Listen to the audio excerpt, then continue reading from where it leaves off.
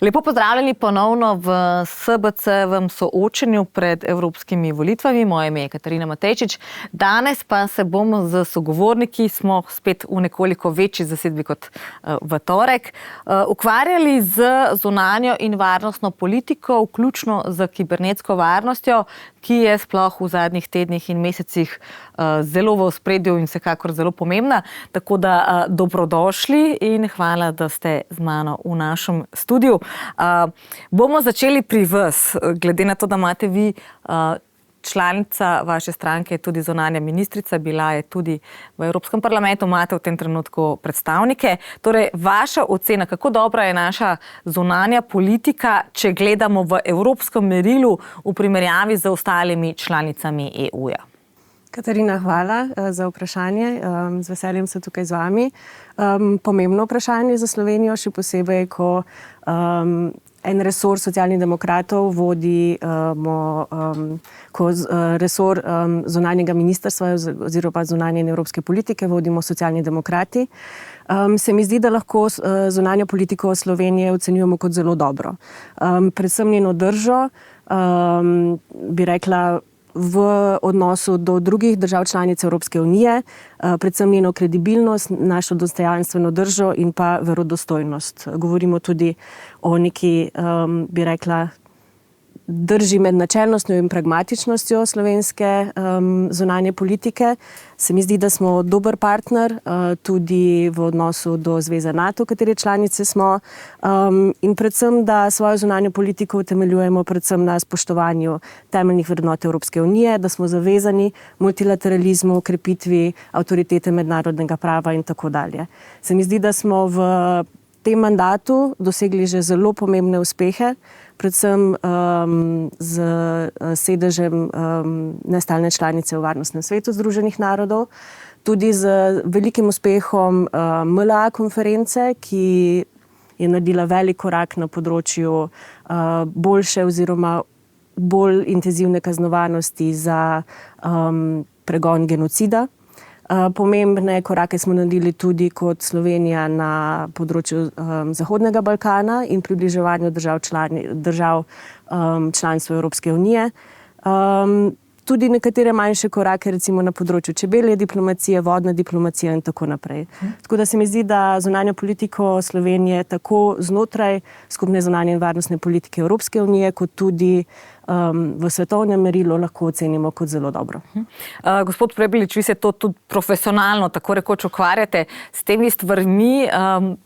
Vaša ocena, recimo, glavni trije plusi oziroma uspehi naše zunanje politike in pa mogoče glavni kiksi, minusi v zadnjem, ne zdaj gledati vseh 30 let, dajmo se osredotočiti recimo na zadnja leta, recimo v času zadnjega parlamenta, da se malo, torej nek srednji rok, bo rekla. V redu.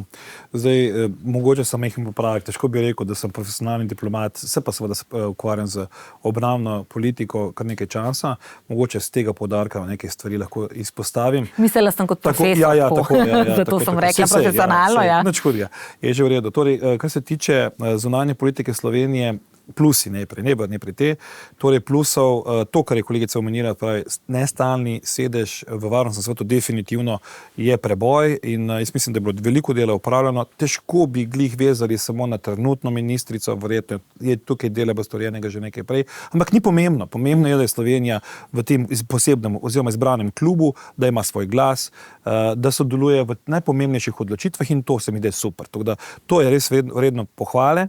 Zdaj, prizadevanja, kar se tiče Zahodnega Balkana, ki so bila tudi izpostavljena, do ene mere da, lahko rečemo, da Slovenija je vztrajna podpornica, mislim pa, da bi se dalo storiti več, dalo bi se storiti tudi na področju migracijske politike, še česa drugega, kjer je prostora za sodelovanje, po mojem, še veliko, pa to ni zdaj samo zunanji resor, to moram poudariti. To je resor tudi notranje varnosti, torej policije in še česa, ampak vendar, govoriva zdaj o vladi, tukaj mislim, da se da več doseči, bolje doseči, da smo mogoče tudi malo preveč popustljivi v nekaterih pogledih. Jaz sem že večkrat tudi javno povedal, da je šengenska meja, recimo na Hrvaškem, vse preveč propustna, da premalo se mogoče tukaj tudi jasno te stvari pove. Jaz razumem, da diplomacija mora biti tudi v rokavicah, ampak so pa stvari, ko jih je treba pač poimenovati z imenom takšne, kot so. Ne. Potem plus, ki ga še vedno vidim in mislim, da je tudi dober, je ta, da dejansko znotraj Evropske unije Slovenija definitivno ima en pozitiven odzven, torej smo nek način dosti kredibilen partner, tudi zanesljivi, ampak seveda zdaj nekaj minusov, da ne bomo zdaj samo povedali tako. Deva še enkrat, kakšne minuse je sestaviti. Tako, minus. Ne. Zdaj, jaz mislim, da Slovenija, kljub temu, da je v Evropski uniji se afirmirala kot neka dobra, pozitivna partnerica, ne zaseda pomembnih položajev. Jaz še vedno ustrajam na tem, da nismo izkoristili vseh možnosti, vseh potencialov. Premalo smo preprosto ambiciozni. Jaz mislim, da bi bilo tukaj potrebno storiti več. Imamo bistveno manjše države od nas, ki zasedajo bistveno bolj pomembne položaje. Recimo za začetek predsednica Evropskega parlamenta, ki prihaja iz Malte, ne, pa je manjša država kot Slovenija. Skratka, tukaj vidim nekaj neizkoriščenih priložnosti. Ena izmed neizkoriščenih priložnosti je tudi gospodarska diplomacija. Sam osebno, ker sem se pač veliko ukvarjal tudi z neposrednimi tujimi naložbami, recimo naša tovarna Yaskawa in tako naprej. Tle vidim, da je možno pravzaprav tako narediti več, bolje. Mislim, da tukaj resno se da izboljšati, izostriti morda fokus v tem delu. In zadnja stvar, no, ko je bilo že omenjena ta konsistentnost in tako naprej, tukaj pa imam malo težav, no, zato, ker recimo ravno zdaj, če se zdaj pa dotaknemo čisto aktualne teme, to pa je Gaza, ne, se mi zdi, da spet smo v neki fazi, v neki točki, kjer nekaj obljubimo, ne naredimo, bomo naredili. Jaz mislim, da je treba vztrajno stati za besedami, ki se dajo. To v tudi poslovnem svetu nekaj velja, ne moreš spreminjati danes do jutri. In to velja tudi v našem partnerstvu do NATO, kjer vedno nekaj znova, prej bilo tudi NATO omenjen, vedno znova nekaj obljubljamo, pa obljubljamo bojno skupino, pa obljubljamo povečanje obrambnih izdatkov in tako naprej. Jaz mislim, da je bolje obljubiti manj, pa tisto, kar obljubiš, pa presenetiti, ne? Tako, pa pozitivno nekoga presenetiti. Ne? Tako da, se pravi, so plusi in minusi, ampak overall, če lahko rečem, ne, nismo tako slabi, je pa prostor za boljšavo kar nekaj. Gospod Grošelj, tudi vi se pa profesionalno tako rekoč celo življenje s tem ukvarjate, zdaj ste bili evropski poslanec. Ravno prejšnji teden bi lahko rekli nova zaušnica Evropskega sodišča za človekove pravice slovenskim ribičem niso stopili na našo stran. Interpretacije so različne, seveda naša stran pravi, da je bilo pravo in argumentacija narobe uporabljena, ampak ne, odločitev nimamo zdaj več kaj. Je to samo občutek ali nas dejansko Hrvaška v veliki večini primerov, spomnimo se tudi Tirana, nekako prehiti po desni, bistveno bolje diplomatsko in tudi lobistično obvladuje Bruselj in uspe celo tam, ker smo vsi prepričani, da jim ne bo uspelo? Ja, poglejte, zdaj slovenska zunanja politika, zdaj zopet se kaže ta rahla bolezen razhajanj med kabinetom predsednika vlade in zunanjim ministrstvom. To se zdaj ponovno vidi. Pri tem primeru Palestine, kjer smo mi v nekem procesu, odločitev je zelo preprosta. Priznamo ali pa ne priznamo. Ne? Zdaj imamo 3 države, ki so rekle, da bodo. Kakor jaz razumem, očitno smo bili preko predsednika vlade Španske Sančeza povabljeni v ta proces, pa zdaj nismo del tega procesa. Jaz mislim, da je to ena taka zamujena priložnost in tukaj gre za neko mečkanje in neodločanje in ne bi. To pač kaže, da tukaj imamo različna mnenja znotraj koalicije, pa očitno tudi znotraj posameznih političnih strank. Zdaj, tisto, kar tukaj se kaže tudi, no, je, da očitno diplomacija in da gre za neke odločitve, ki so bile dokaj hipne, ker veste, če vi se bo, recimo, kaj bi jaz pričakoval? Če se mi odločimo priznati Palestino, mora naša diplomatska mreža takoj v akcijo mesec dni prej preveriti pri vseh strateških partnerjih, kako oni to vidijo in da mi vidimo, kakšna so tveganja in priložnosti in potem seveda, ko se za tako odločitev odločimo, potem diplomatska mreža ima jasna stališča in jih našim partnerjem razloži, zakaj gremo v ta postopek priznanja Palestine. Jaz mislim, da je to čisto pravično, da mi priznamo Palestino v tem trenutku, ampak zdaj, ker nekako smo v nekem procesu, nikomu ni pravzaprav jasno, kje smo zdaj mi s tem priznanjem. Ne? Ali je to zdaj nek začetek, nek konec in tako naprej.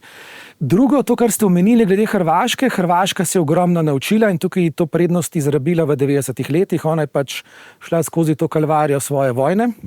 In tam not se je njihova diplomacija ogromno naučila, medtem ko mogoče slovenska ne toliko. Mi zanemarjamo pomen lobiranja in delovanja sistematičnega v Bruslju. Naše prepričanje je, da če se naša politika poenoti, in to je dobro, smo se poenotili, da je arbitražna sodba dokončna, ampak seveda to ni dovolj. Potem moraš delati naprej. Ne? Zdaj, mednarodna pravna inštitucija pa seveda sodijo po mednarodnem pravu, ampak vsi vemo, ki se ukvarjamo malo s tem, da tukaj so pa zdaj različne interpretacije in Hrvaška je tukaj kar uspešna s tem in tisto, kar mene pri tej sodbi sicer skrbi, ne, sicer je zelo taka pilatovska, na eni strani pravi ne prejudicira, ampak je potem za mene pomemben stavek, da državi medsebojni mejni spor ne rešita z mirnimi sredstvi reševanja sporov. Ne.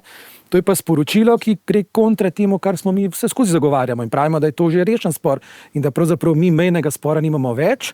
In pa prizadela me je zelo, bom rekel, in to je tudi zelo sporno v tej sodbi, da je praktično sodišče priznalo, s tem, ko je priznalo kazni, tudi pravno jurisdikcijo, ne, nad polovico Piranskega zaliva. In tukaj mislim, da slovenska politika, mi vsi moramo odreagirati in bi morali zelo ostro in močno odreagirati in zdaj bi diplomatska mreža in vsi, ki delajo v Bruslu, morali aktivno delovati in lobirati za naše stališče na vseh možnih forumih, ker to vendarle se na koncu, kot vidimo, zdaj odraža tudi v teh sodbah. Zdaj, da ne bom samo kritičen, jaz bi tukaj poudaril, da niste slabo. Mi smo bili zelo dobri v zadnjih letih, predvsem 2 letih, no, da smo uspeli na Zahodnem Balkanu premakniti proces širitve. To je bil velik uspeh, predvsem pri Bosni. Jaz vem, 2019, ko smo začeli, jaz sem bil poročevalec za Bosno, kakršnakoli status kandidatke, to je bila znanstvena fantastika. Zdaj smo na točki, ko bo Bosna začela pogajanja, če se bo vendarle notranje politične razmere. Tega se bomo še dotaknili, ker je danes pomemben dan za Bosno v večjih pogledih. Je pa seveda, kot sem rekel, ne, ta slabost, da malce smo, bom rekel, če tako rečem, malce razštelani znotraj, ne, se pravi, predvsem ta relacija KPV, Ministrstvo za zunanje zadeve, tukaj bom direkten, in pa seveda izraba te diplomatske mreže. Mi moramo se zavedati, da diplomacija ni nekaj hitro, ne? To ni od danes na jutri, to je treba delati kontinuirano, mesece, leta in utrjevati svoj položaj. Sicer pa mislim, da naš položaj Slovenije v Evropski uniji ni slab.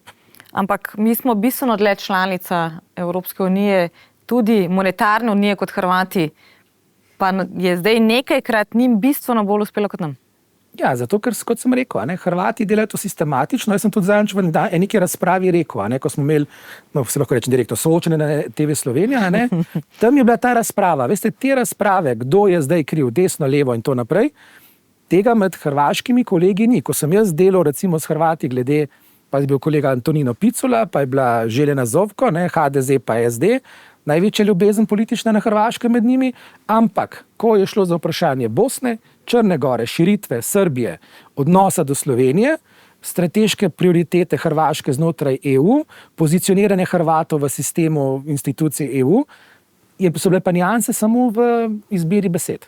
Torej se znajo poenotiti, saj ne ven med tem, ko se mi ne znamo. Tako, in tukaj jaz mislim, da te zunanje politične, tisto, kar mi tako radi, te besede ne uporabljam, rad državotvorne, ker je pa nam tako grozno zlorabljena že bila. Tukaj so neki strateški nacionalni interesi, okoli katerih pač se moramo mi zmeniti in dogovoriti, da pač tu ne bomo igrali notranje političnega nogometa in da bomo igrali skupaj z eno ekipo, ker imamo na drugi strani ekipo, ki igra za svoj tim. Ali lahko sem stavek tukaj? Sem stavek, se pričujem.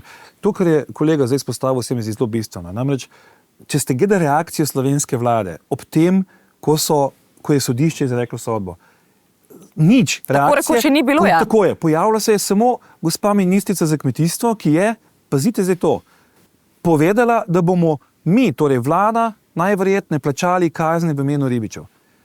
Pa da se razumemo, jaz s tem nimam težav, hvala Bogu, ampak oprostite, s tem, ko bomo to naredili, mi smo šli na začetek celega procesa. Priznamo, da je meja na polovici zaliva. Mi smo sami sebi pljunili v obraz. Torej, to je tisto, kar manjka. To sicer zdaj ni ministrica za zunanje zadeve, ampak je žal tudi sestavni del vlade. Ne? In tukaj pogrešam, saj jaz, mogoče sem narobe, vidim stvari, ampak tukaj bi mogel premier absolutno zavzeti popolnoma neomajno stališče, ampak saj jaz ga nisem zasedil, da bi o tem karkoli povedal. Oglasil se je bivši premier dr. Cerar, ki je komentiral med tem, kot aktualna vlada, zelo malo. Gospod Revec, NSi se rad nekako promovira kot ključni zagovornik gospodarstva, podjetništva in neke te podjetniške iniciative. Ena od zaušnic, ki smo dobili tudi na ESČP-ju v Štrasburu, je bila odločitev sodišča, da se je v tožbi Slovenije proti Hrvaški zaradi starih tožb LB-ja izreklo za nepristojno. Torej niso odločili, so se pa izrekli za nepristojno in NLB tudi zaradi teh starih sporov, ki izhajajo iz začetka 90-ih let in iz različnih zakonov in LB-ja in NLB in podobno, še vedno ni niti na Hrvaškem. Zdaj sicer prek Summit leasinga, ki so ga kupili, še čaka dovoljenje, bodo vsaj šli na leasing področje tja. Zdaj, če jim uspe prevzeti Addiko banko, bodo tudi na ta način, pa vendarle tudi zaradi naših očitno slabih mednarodnih povezav se zdi, da trpi tudi slovensko gospodarstvo. Bi se dalo kot močen evropski poslanec tudi tukaj kaj narediti, da recimo se ne dogaja, da NLB že več kot 20 let ne more iti na hrvaški trg. Hvala lepa. Lep pozdrav tudi v mojem imenu. Res je, to, kar so sogovorniki pred mano že povedali in to, kar ste vi sedaj dodali, so pač neke odločitve v preteklosti, ki so temeljile morda na hipnih političnih navdihih, ne pa na nekem poglobljenem znanju, ki bi se ga morali držati in opirati. Jaz sem sama delala v Bruslu 15 let v Evropski komisiji in Svetu Evropske unije in moram povedati, da smo bili tisti, ki smo poznali zadeve in ki smo spremljali odločitve slovenske politike od tam velikokrat že vnaprej prepričani v tisti rezultat, ki je potem sledil. Torej, ni treba imeti magične krogle, treba je imeti samo dovolj znanja, dovolj tudi mogoče kontaktov in to niso odločitve čarobne paličice. Tako da kolegom v nekaterih stvarih moram žal pritrditi, bi pa izpostavila tudi gospo Grašič, ki je rekla, da je zunanje ministrstvo trenutno uspešno. Tukaj lahko povemo, da je sedež v Varnostnem svetu nestalne članice v zelo veliki meri že posledica prizadevanj prejšnje vlade, kar pa se tiče tega, da je sedaj zunanje ministrstvo za evropske in zunanje zadeve, tukaj je že prvo neskladje in pa nenazadnje zadnje izjave gospe ministrice v zvezi z Iranom niso bile ravno tisto, po čemer se bo Slovenija predstavila ali pa utrdila svoj položaj na zunanjem političnem odru evropske zunanje politike. Tukaj pač prihaja do tega neskladja, da želi slovenska politika ugajati volivcem na dnevni ravni in zelo pogrešam strateški pristop, zelo pogrešam pristop, ki bi celostno zagovarjal tudi gospodarske in gospodarsko-diplomatske interese. To je zelo lepo, kar ste povedali, vendar pa žal se tega ne dela v dovoljšni meri, o čemer smo govorili tudi na predhodnem soočenju. Kar pa se tiče našega glasu, mi smo imeli to strateško-politično usmeritev, da bomo postali članica Evropske unije. Potem pa smo kompas nekako izgubili in že od takrat naprej se lovimo in zapletamo v te dnevno-politične debate, peripetije in zaradi tega izgubljamo položaj tudi na mednarodnem odru. Kar se tiče, jaz sem sama zelo velikokrat govorila s kolegi v Bruslu in v spominu mi je ostal pogovor z portugalskim kolegom, ki je rekel, ja, sej ste bili vzorna članica, ampak vi ne veste, kaj bi radi. In to je bilo že pred 10 leti. Od takrat pa mislim, da nismo pomembno napredovali, imeli smo nekaj velikih porazov, to so dejansko mednarodni porazi, ki kažejo na to, da se nič ne naučimo iz teh zgodb. Ne. Smo slišali arbitraža, teran, vi ste omenili primer in tukaj samo vidimo, da pošiljamo na ključne položaje tiste, ki nam pripadajo, ljudi, ki niso dovolj kompetentni. Moramo pa tlele povedati, da je ravno kar bil izvoljen za predsednika sodišča za človekove pravice, gospod Marko Bošnjak, ki je prvi Slovenec in tudi prvi član oziroma prebivalec države, ki je članica Evropskega sveta po letu 1963, kar je neka velika potrditev, hkrati bi pa verjetno mogli počakati z vsemi temi tožbami na čas, ko bo on predsedoval, mogoče ima pa on odločilen glas, ja, nekaj malega ste želeli Jaz dodati. bi želela samo to povedati, da položaji se delijo tudi glede na rotacijo, glede na velikost in torej državi po nekih ključih neke stvari tudi pripadajo. No, ampak glede na to, da je prvi, ki ni članica od leta, pred letom 63, pomeni, da ni zgolj samo in rotacija.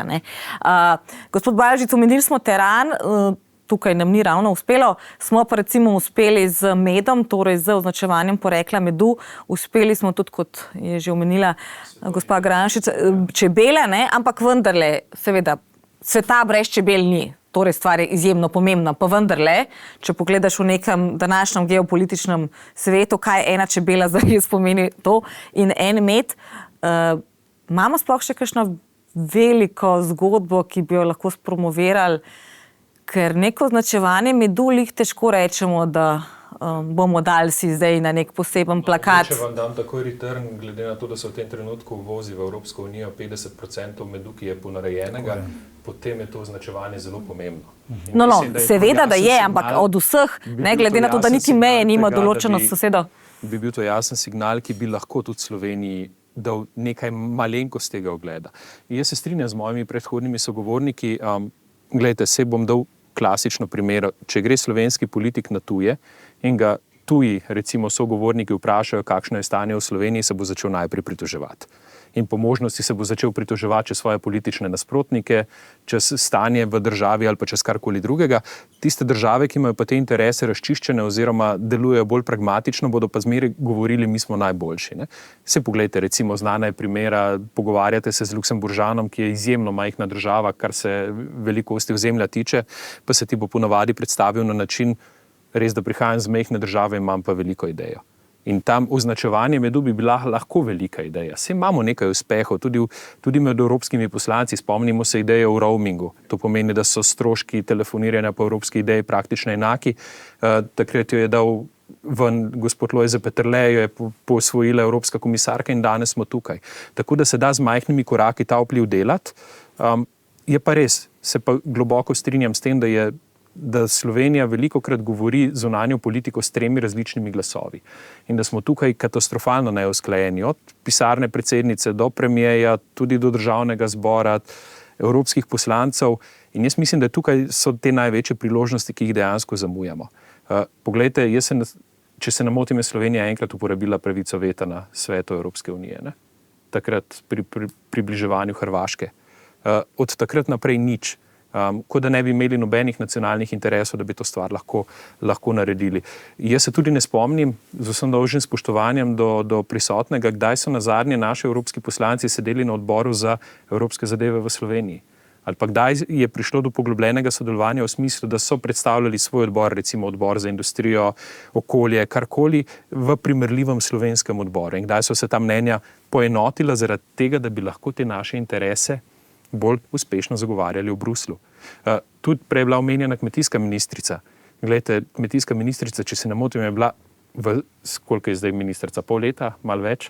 Ne, manj. No, ampak je bila enkrat v Bruslu, enkrat je pa rekla, da se je ne da iti.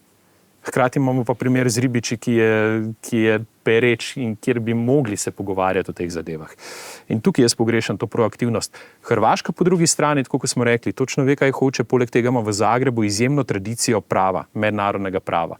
In to je tudi ena zadeva, ki Sloveniji manjka. In jaz se v resnici bojim vseh takih postopkov pred mednarodnimi sodišči, ker izgubljamo kredibilnost na vsakem koraku. Če mi dovolite, bi se mogoče še mal dotaknil te konsistentnosti. Glejte, Slovenija tudi se mi zdi, da ne zna peljati enotne zunanje politike, ne samo s temi 3 glasovi, ampak v tem, kam mi pravzaprav pašemo. Na eni točki bi radi igrali neuvrščene, nekako kot posledica tega gibanja še za časa Jugoslavije, ker smo prepričani, da bomo z 2-milijonskim narodom reševali spore med Ameriko in Rusijo, ker vsi vemo, da se v pragmatičnem svetu ne dogaja. Po drugi strani se pa tudi ne moramo odločiti, čeprav smo del zavezništva, recimo NATO že 20 let, pa gledajte, recimo pod ministrom Erjavcem, ki je bil zunanji minister, je imel v svojem mandatu en obisk v Ameriko, pa 17 v Moskvo. Tako da to je veliko stvari, ki povejo, kako se mi obnašamo do tistih, s katerimi smo se pač odločili, da bomo skupaj premikali neke stvari naprej.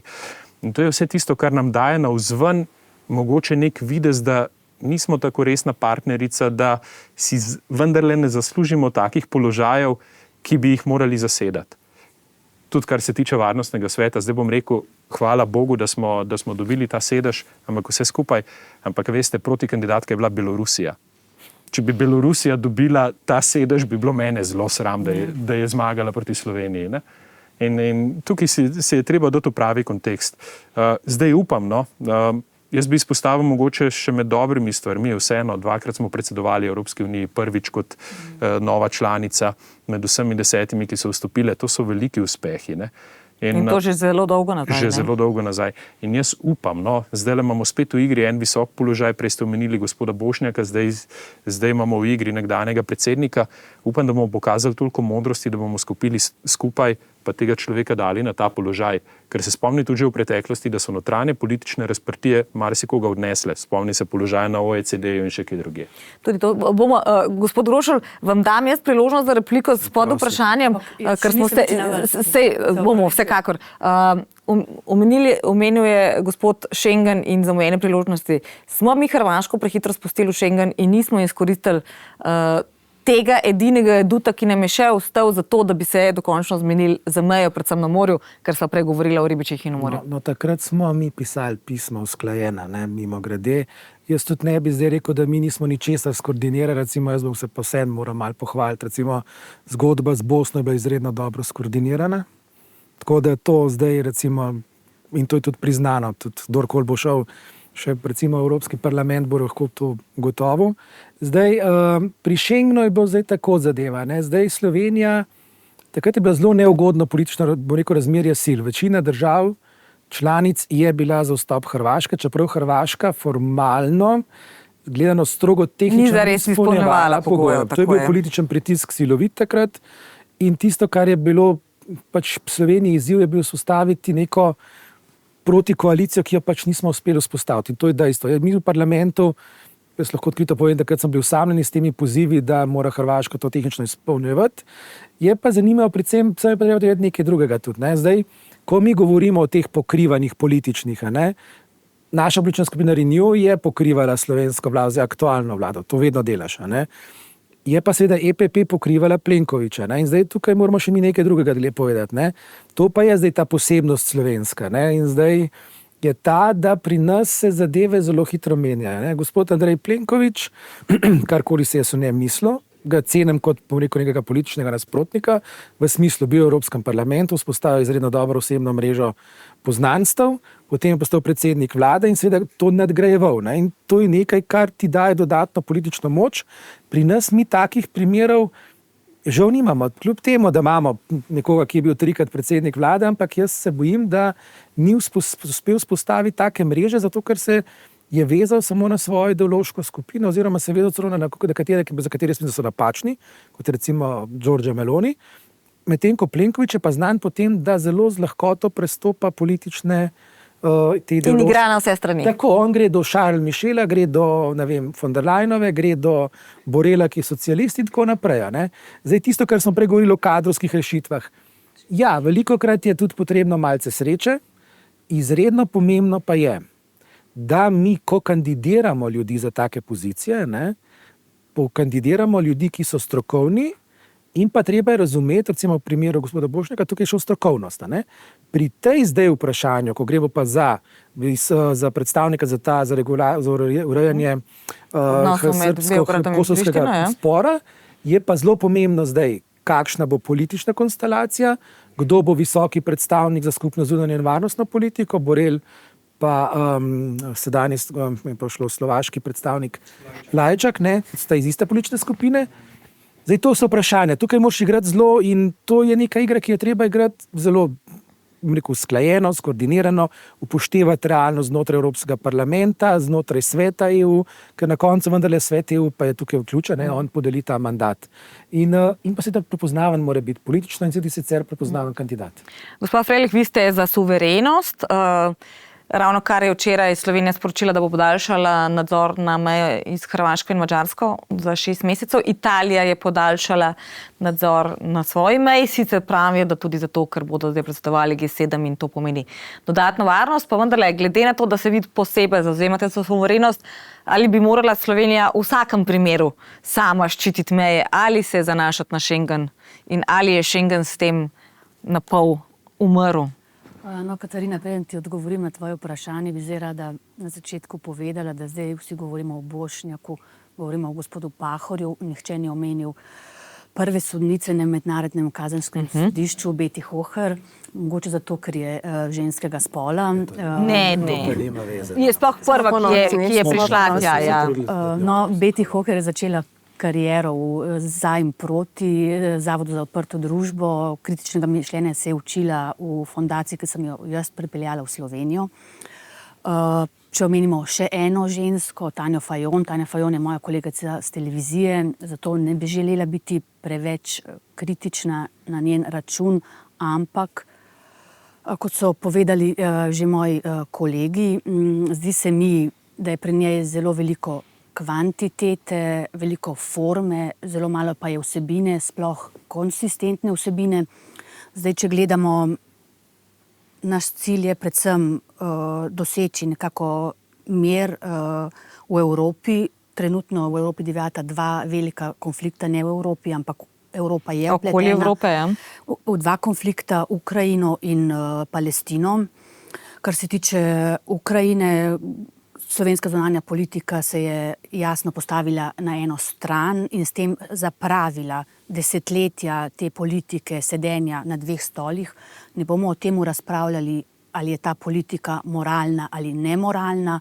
Mi smo Slovenija leta 2016 gostili kljub že sankcijam, kljub zgražanju ruskega predsednika Vladimirja Putina. Z njim so se srečali vodilni slovenski politiki.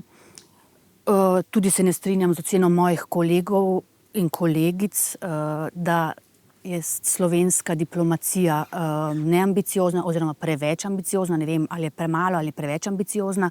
Ne nazadnje je Slovenija gostila prvi vrh Busha in Putina na Brdu pri Kranju in med drugim so bile tudi že načrti, da bi v Sloveniji prišlo do srečanja ruskega patriarha in papeža, tako da jaz mislim, da ambiciozne diplomatske pobude ne bi smele biti samo stvar velikih držav, ampak si lahko tudi majhna Slovenija, geografsko in po prebivalstvu majhna Slovenija, lahko in mora imeti drznost za tako ambiciozne pobude. Kar se tiče Tanje Fajon, nisem še komentirala glede Gaze. Deva zdaj najprej Schengen, bomo šli potem še na Gazo, tako da bomo imeli posebej. Deva Schengen, nove meje, dodaten nadzor, nekako. Lejte, zdaj smo pred poletno turistično sezono in reči, da Schengenu, postrovanju mej, bi bilo zelo nepopularno, ampak treba je pogledati resnici v oči. Migracije so bile, migracije bodo. Združene države Amerike so nastale z migracijami, ampak v Združenih državah Amerike je prišlo do nekega melting pota, nastali so Američani. V Evropi smo beguncem odprli vrata leta 2016, znano krilatico Refugees Welcome. Multikulturalizem v Evropi nažalost ni uspel. Na Švedskem tako rekoč divja državljanska vojna. Prišleki so potisnjeni v geta, ni prišlo do asimilacije, tako da problem migracij je za Evropo velik problem, sploh zato, ker te migracije niso običajne migracije, pač pa gre za množične migracije, organizirane migracije in migracije, ki so podprte z denarjem nevladnih organizacij. Tako da tukaj gre po našem mnenju za družbeni inženiring, za spreminjanje podobe Evrope in izklop Evrope kot kulturnega in nekako tehnološkega centra, kajti s tem prihaja tudi v Evropo drugačne delovne tradicije. Kar se tiče migracij, jaz sem humanist, jaz želim tem ljudem pomagati, ampak mislim, da tem ljudem je treba pomagati tam, kjer so doma. In še drugo, večina migracij je nastala zaradi vojn na Bližnjem vzhodu. Gospod Prebelič bi zagotovo rekel, da tudi zaradi podnebnih sprememb, ampak ljudje živijo tudi na Antarktiki. Tudi ogromno iz Severne Afrike, ne? Severna Afrika absolutno prevladuje. Kjer je minus 50 stopinj Celzija. No, ljudje smo prilagodljivi, ljudje živimo v zelo vročih podnebjih, v zelo mrzlih podnebjih. Te migracije pač... Ampak brez vode in hrane je malo težje živeti, kot v minus 50 vseeno, ne? Ampak pri minus 50 zelo težko, ampak če tudi karkoli zraste, se strinjamo. Migracije so nastale predvsem zaradi vojn. Te vojne so nastale zaradi posredovanja NATO oziroma Združenih držav Amerike, tako da najbolj pravično bi bilo, da bi za te migrante poskrbele Združene države Amerike. Vi ste želeli repliko, sam da še tle rečem, omenili ste ZDA. V ZDA so črnci tako rekoč dlje kot mnogo priseljencev, pa še vedno je velika razlika med belimi in temnimi in še vedno obstajajo razlike in še vedno se niso med sabo popolnoma poenotili, da bi rekli, vsi smo tu doma in se tako počutili. Tako da očitno rabimo več kot kakšno leto, da se stvar asimilira, ne gre to čez noč, seveda. Gospod Grašič. Se mogoče lahko navežem kar na to temo, v bistvu, kako varna bo Evropa in kako varna bo Slovenija, je seveda odvisno tudi od migracijske politike.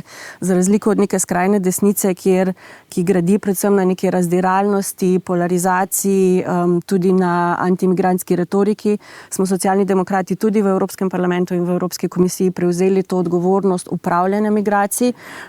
In za nas je posebej pomemben korak pri predvsem celostni in pravični ureditvi migracij bil zadnji sprejeti pakt Akt o migracijah in azilu, ki ga je vodila socialdemokratska evropska komisarka Ylva Johansson, in za nas je pravo ravnotežje med solidarnostjo in odgovornostjo. Zdaj, solidarnost ne samo mislim, za nas solidarnost ne pomeni samo vzpostavitev nekih skupnih mehanizmov, ki smo jih bili priča oziroma deležni v Sloveniji tudi o poplavah. Za nas solidarnost pomeni tudi to, da ne pustiš otrok in družin umirati v Sredozemskem morju. Poleg teh, ko bi rekla, zakonodaje, ki ureja naše notranje migracije, velik pomen dajemo tudi ureditvi zunanjih migracijskih poti in skupnega upravljanja migracij, kot ste že moji sogovorniki tudi nakazali. To je tudi zaradi našega načina življenja, to je tudi zaradi podnebnih sprememb in vse, tako da v bistvu potrebujemo vsekakor celovit pristop do samih migracij. Evropska unija mora graditi strateška partnerstva tudi tam, kjer migracije izvirajo, tako kot si že ti tudi rekla. Kar je prednost Evropske unije pred temi, da bi države članice to naslavljale same, kot se sedaj spet nažalost vse bolj pojavlja, je, da Evropska unija lahko te izzive naslavlja skupaj. In samo, če bo res celovito in učinkovito naslavljala, bo tudi varna sama Evropa. Zato tudi, če lahko... 3 kratke replike, ampak oziroma 4. Dajmo res kratke, ker če bomo šli repliko na repliko, ne bomo prišli nikamor naprej do naslednje teme. Želela se direktno še nasloviti na gospo Mojco, ker sem bila direktno izvana tudi, kar se tiče doslednosti politike ministrice Tanje Fajon. Sicer ne bom njena zagovornica, kakorkoli, ampak vseeno dosledno zunanje politike, še posebej do Irana, kot ste izpostavili.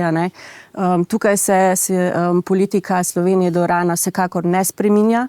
Diplomacija Slovenije bo še naprej opozarjala na vse grobe kršitve človekovih pravic, pravic žensk in deklet, tudi seveda smrtna kazen, ki je tam v veljavi, kršitve, kar se tiče jedrskega programa, tudi vojaškega sodelovanja z Rusijo in pa dobave dronov. Ob vsaki priložnosti, kjer je zunanja politika imela priložnost, je to izpostavila. Se mi zdi, da to je zelo velik pogum, da direktno v pogovorih z svojimi iranskimi, žal preminulimi kolegi, to ministrica izpostavlja in se vedno postavi v bran, še posebej za pravice žensk in deklet. Zadnji izraz je bil seveda izraz pietete ob smrti predvsem družinam in iranskemu narodu, kar pa absolutno ne spreminja našega stališča, še posebej, ker je ministrica oziroma to ministrstvo upeljalo feministično zunanjo politiko.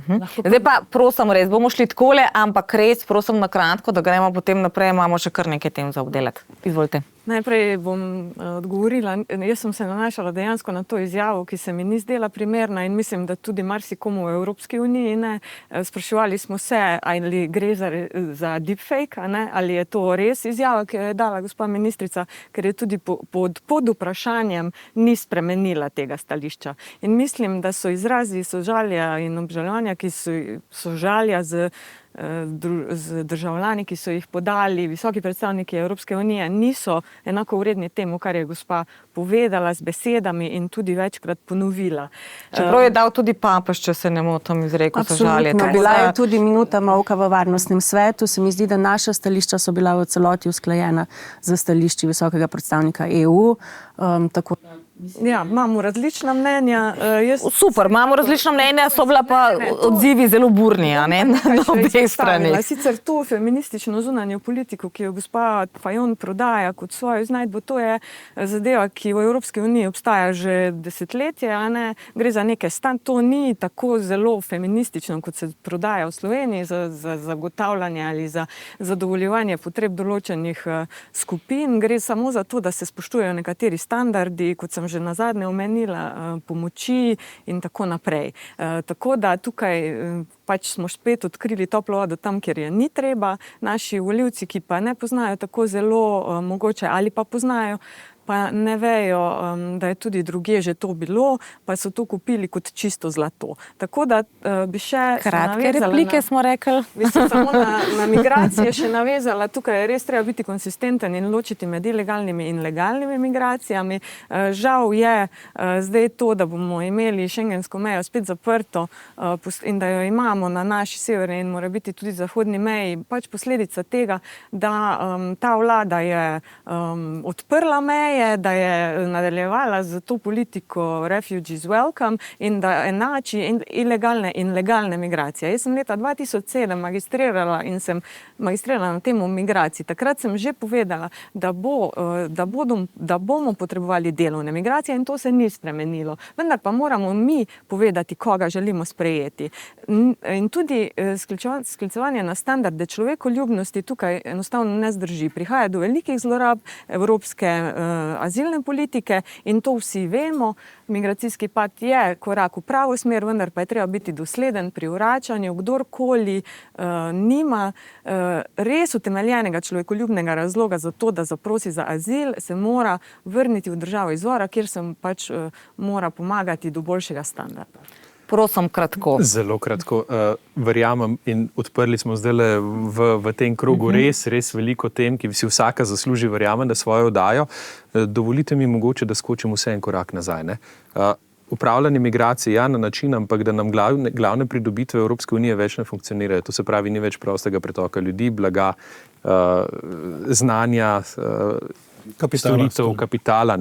In to je tisto, kar je zaskrbljujoče. In ja, dejali ste, izpostavili ste to kot uspeh socialdemokracije. Jaz tudi, bom rekel, pljunem v lastno skledo, mi tudi zaradi tega nismo podprli Ursule von der Leyen ponovno za špicen kandidatko v Bukarešti.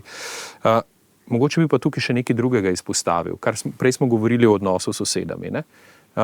Meni se stalno zdi, da Slovenija pozablja na to, da se vlade v tujih državah menjajo, odnosi pa ostajajo. Ker se mi zdi, da smo prišli do tega, da smo določene državljane sosednjih držav okrog Slovenije pač poenotili s tistim, ki vladajo in zaradi tega do njih gojimo negativna čustva. In na ta način potem tudi drugače pristopamo v odnose, kot jih imamo. Jaz bom to rekel, to, da postavljata Avstrija pa Italija stalno meje ali pa da podaljšujeta mejni nadzor, je največji izraz nezaupanja našim oblastem. Ker mi pač ne znamo rešiti svojega problema in potem drugi rečejo, gledajte, sej ne znate rešiti, moramo sami. In to je tista zadeva. In jaz si ne bi želel, da zdaj Italijane zaradi tega, ker jim vlada Giorgia Meloni, ki razmišlja malo drugače, enostavno odpišemo pa rečemo, vsi so slabi. Tak isto z Madžari in še s kom drugim. In mislim, da je pa to ta tendenca, ki jo pa slovenska notranja politika velikokrat uporablja za to, da zakrije to lastno nesposobnost. Lažje je to, da so Italijani krivi ali pa drugi. Italijani pravijo, Slovenija ne zna. Sej v Slovenijo ne preletijo z letalom, pa se tlej skrcajo, pa potem hočejo čez našo mejo. Oni pridejo čez toliko mej, da bi težko zdaj Sloveniji tole. Če pristanemo na to, da je šengenska meja, da Hrvaška varuje šengensko mejo. To pomeni, Hrvati slabo upravljajo svojo nalogo.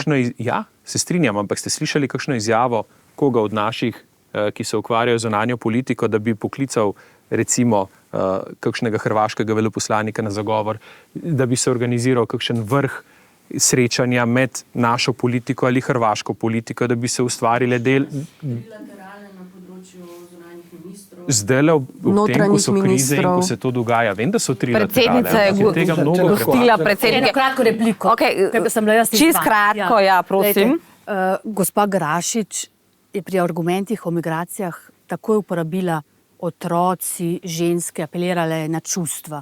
In jaz kot človek, ki sem večino življenja preživela v medijih, sem se izobraževala v medijskih študijah in takoj, ko slišiš uboge ženske in otroci, potem veš, da je na delu propaganda. Jaz sem leta 2016 delala intervju z veleposlanico za človekove pravice, ki je prišla v Slovenijo v času velike begunske krize.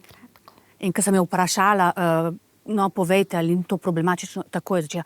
Pa jaz sem zdaj bila na letališču v Avstriji, odprla sem časopis na prvi strani, otroci, ženske. Potem pa gledaš fotografijo, gre pa za po večini mlade fante. Nehajmo se sprenevedati in nehajmo manipulirati. In zdaj sem še eno sekundo, govorimo o delovnih migracijah, vprašajmo se, zakaj potrebujemo migrante. Zato, ker ima Evropa, s tem tudi Slovenija, izjemno nizko rodnost in stara se prebivalstvo. Tako da ja.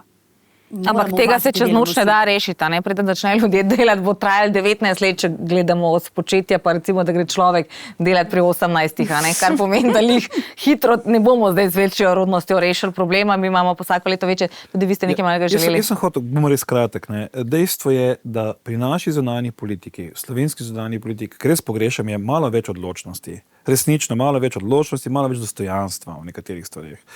Pa bom zdaj spet jasen, pri čem.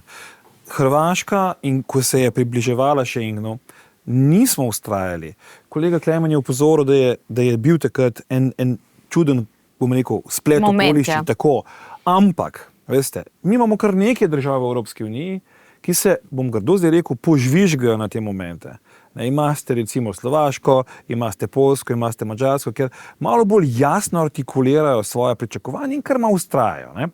Pa to ni nič narobe. Ne. Torej, jaz mislim, da enostavno rabimo malo več poguma. Ne. In kot sem pa že v prvem izvajanju rekel, poimenovati stvari takšne, kot so. In v tem primeru Hrvaška pač ne upravlja svoje naloge in to je pač treba jasno povedati. Ne. In jaz sem že pred časom rekel, ali je slovenska vlada odprla to vprašanje v Bruslu, ali se o teh stvarih pogovarjamo. Pa je skozi odgovor, ja, veste, se je treba malo potrpeti. Ne moramo, zato je, ker če mi te meje, zunanje meje ne moramo zapreti. In še enkrat, navodila v šengenskem sistemu so kristalno jasna. Tukaj ni prostora zdaj na pol, 3/4, 1/3 in tako naprej. Se potem podira ta sistem naprej. To, kar zdaj gledamo v Evropi. Ne, se pravi, Avstrija gradi oziroma postavlja mejo pri nas, Nemčija postaja na Češkem, Italija na Sloveniji in. Ne. Se pravi, če se zdaj res iskreno vprašamo, kaj je večja škoda, potem je seveda večja škoda to, kar zdaj vidimo, kot če bi opravili domačo nalogo takšno, kot je to potrebno opraviti. In tle pravim, da mi premalo pritiskamo na to, da nekdo, še enkrat poudarim, opravi to, kar mora opraviti. Nihče ne pričakuje od njih nekaj več. Te stvari so jasne. Ne? In tle res pogrešam in jaz bi se želel, da v tem novem sklicu Evropskega parlamenta, če bomo imeli priložnost tam sedeti, bo treba to tudi jasno povedati. Ne? In ne oziraje se, z katere stranke bomo prihajali, bo treba pa reči, gospodje, cesar je gol. Pika. Ja, tako je. A ne? Gospod Grošelj, sam še pod vprašanje, preden date repliko. Lahko sem jaz mačkan, lejte. Sam to sem še želela reči.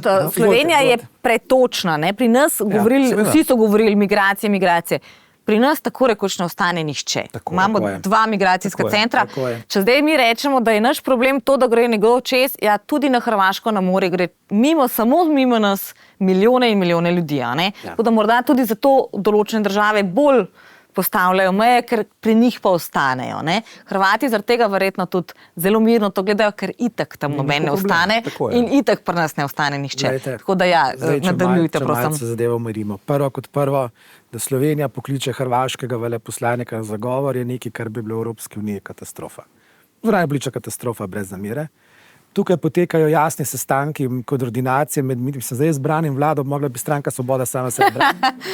Ampak tukaj moramo biti korektni, a ne na koncu vendarle. Glejte, potekajo redne koordinacije na ravni trilaterale, Hrvaške, Slovenije in Italije. Obstajajo na svetu sestanki ministrov za notranje zadeve. Tukaj je seveda problem. Ni problem slovenska meja, problem je hrvaška meja. Zakaj Hrvaška ne želi zapreti mejo? Prosim, poglejmo malo zgodovino. Hrvaška nikoli ne bo zaprla hermetično meje z Bosno in Hercegovino, ker ima v Mostarju pač hrvaško del prebivalstva, ki je del Bosne in Hercegovine in tega zaprla hermetično nikoli ne bo. Slovenija je večkrat podala, tudi jaz sem dal to pobudo, tudi kolegi poslanci smo dali pobudo, da bi Frontex bil tisti, ki bi lahko Hrvaški pomagal pri varovanju. Pa ga novarejo. Prosim? Pa ga noče sprejeti. Pa ga Hrvati zavračajo. Ja. Ravno z istega razloga, za katero sem prej navedel. A ne?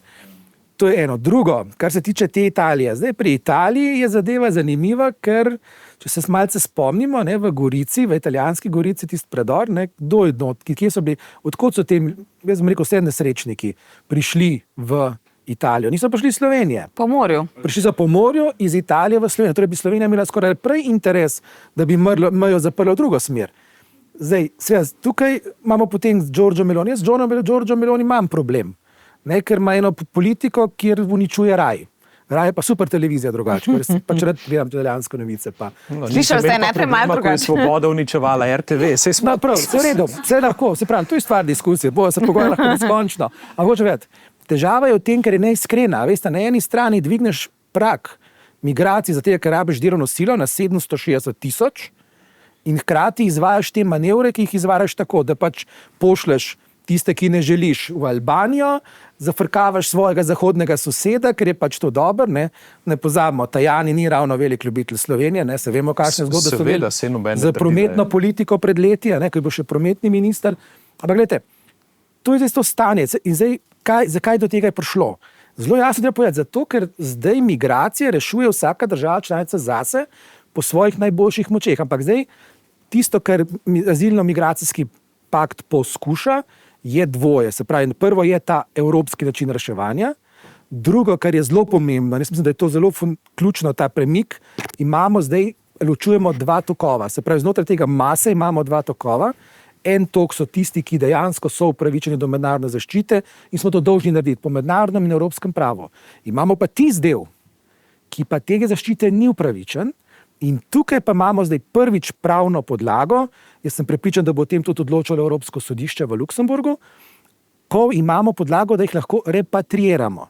Zdaj tisto, kar pa države članice niso sprejele, sta pa dve stvari za moje pojme, sta ključni. Prva je, da bi Frontex moral biti okrepljen, mogli bi vzpostaviti demokratičen nadzor parlamenta in sveta EU nad njegovim delovanjem, in okrepljen bi potem varoval zunanje meje, ker zunanje meje so v bistvu že v Grčiji, če smo zelo natančni. Imamo tudi problem pač z nekaterimi zahodno-balkanskimi državami in z njihovimi viznimi režimi, ampak to lahko rešimo na hrvaški meji. In pa tretja zadeva, ki je zelo pomembna, o tej pa ne govorimo, je seveda ta možnost, da ljudje vstopajo pod jasno definiranimi interesi in ob vzajemnem interesu v Evropsko unijo kot delovna sila. Kot gastarbajteri, če to prosto povem. Tukaj imamo korejski model, prideš za 5 let v Južno Korejo, delaš in se potem vrneš.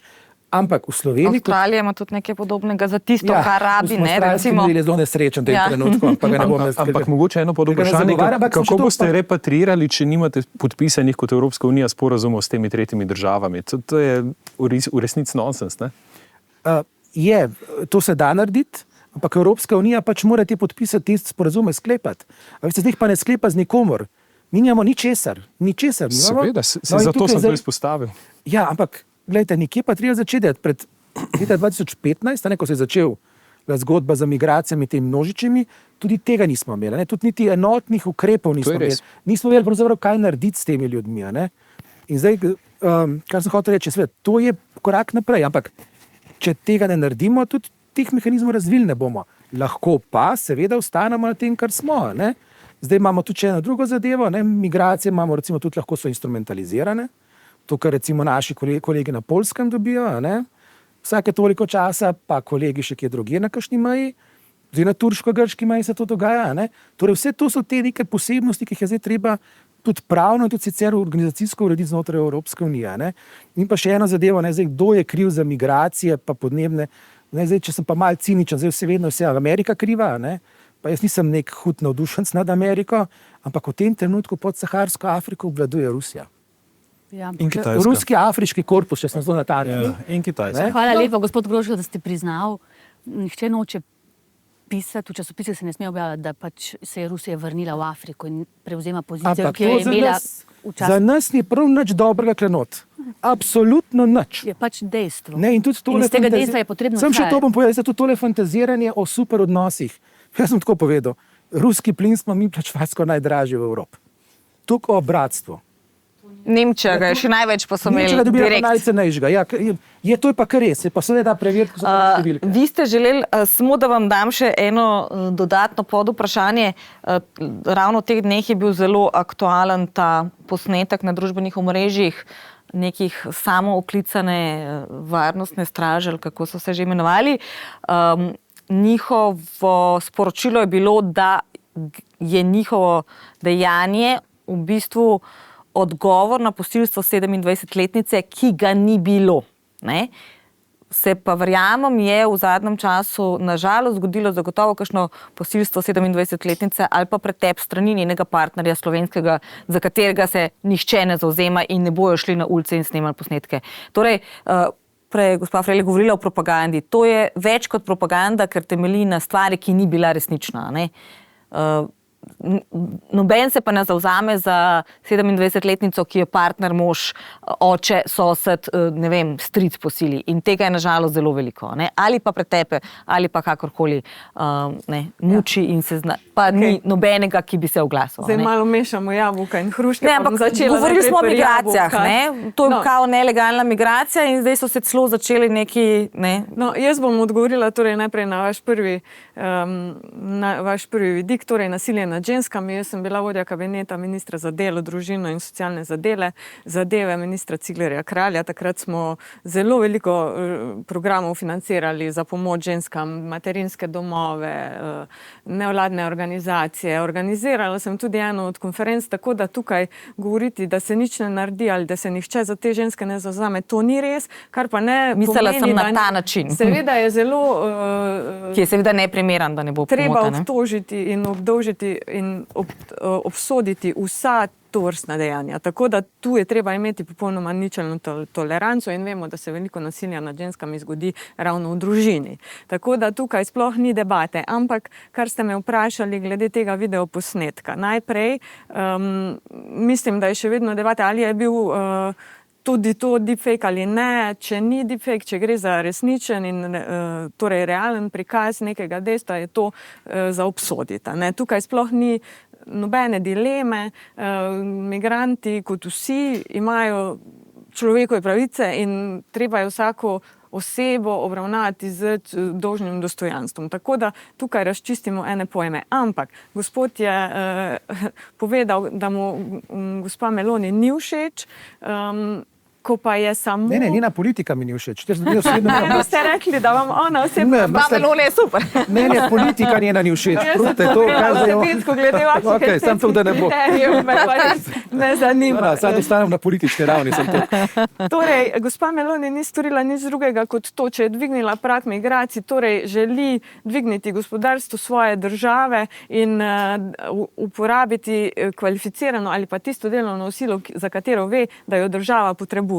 In enako se dogaja v Sloveniji, tudi mi bi morali to storiti. Mi vemo, imamo ogromne potrebe, recimo v zdravstvu, negi, domovi za starejše zapirajo kapacitete zaradi tega, ker ne najdejo najdejo ljudi. Ne govorim, da moramo iti zdaj iskati kamorkoli, moramo pa pristopiti k temu vprašanju ciljno in najti ljudi, ki so vsaj podobne kulture, podobnega izvora, s podobnimi vrednotami in jih tudi ustrezno prekvalificirati. Tako da moramo imeti nadzor nad tem, koga spustimo v državo in zakaj in za kako dolgo. Tu pa je tudi vprašanje te blue carda, ne, to je nekaj podobnega. Ideja je obstajala oziroma se je spet realizirala samo do polovice, kajti neko dovoljenje za delo na evropski ravni ne obstaja, ampak obstaja samo na ravni držav članic. Pa še glede tega, da migranti našo državo nič ne stanejo, če grejo naprej, to ni res. Oni takoj, ko pridejo v Slovenijo, imajo že pravice do pomoči, ki je seveda na neki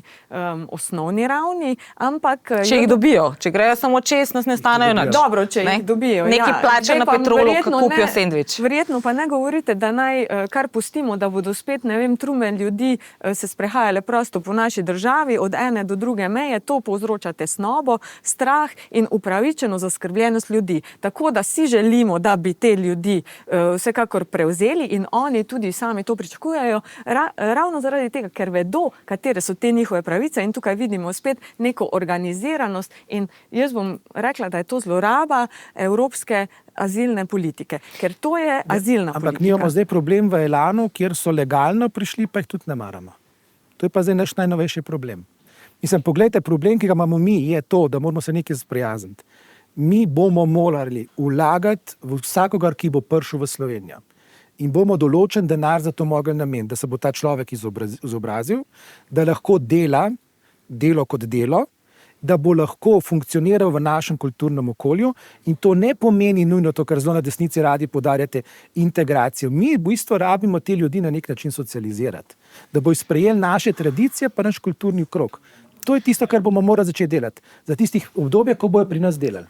A bi šli mi rajš naprej na Bosno, ker drugače lahko imamo repliko na repliko. Polona je res prva, res prosim, kratko, gremo naprej na Bosno, ki je ravno danes aktualna. Mene zelo nenavadno za gospoda Grošlja, ki je, če prav vem, ste vi obramboslovec, ne? In da s takimi izjavami antagonizirate velesilo, ki ima toliko jedrskih konic, ki je začela vojaške vaje s taktičnim jedrskim orožjem na meji z Ukrajino. Recimo, če se prav dobro... Odgovorna velesila tega ne počne. Ja, če se jaz prav spomnim, ste pred leti pisali o tem, da v Rusiji vojaki še vedno nosijo portjanke, kar je eklatanten fake news.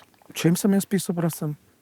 V Magu ste bil citiran, kako v Rusiji vojaki nosijo portjanke. Saj so jih nosili. Ne. Še do Srdjukove reforme so jih nosili. Kar preverite, gospa Frelik, brez problema. Gospod Grošelj, ja, absolutno ne. Absolutno je. Fake news je tudi to, da ruski plin ni bil cenejši. Vprašajte gospodarstvenike v Nemčiji.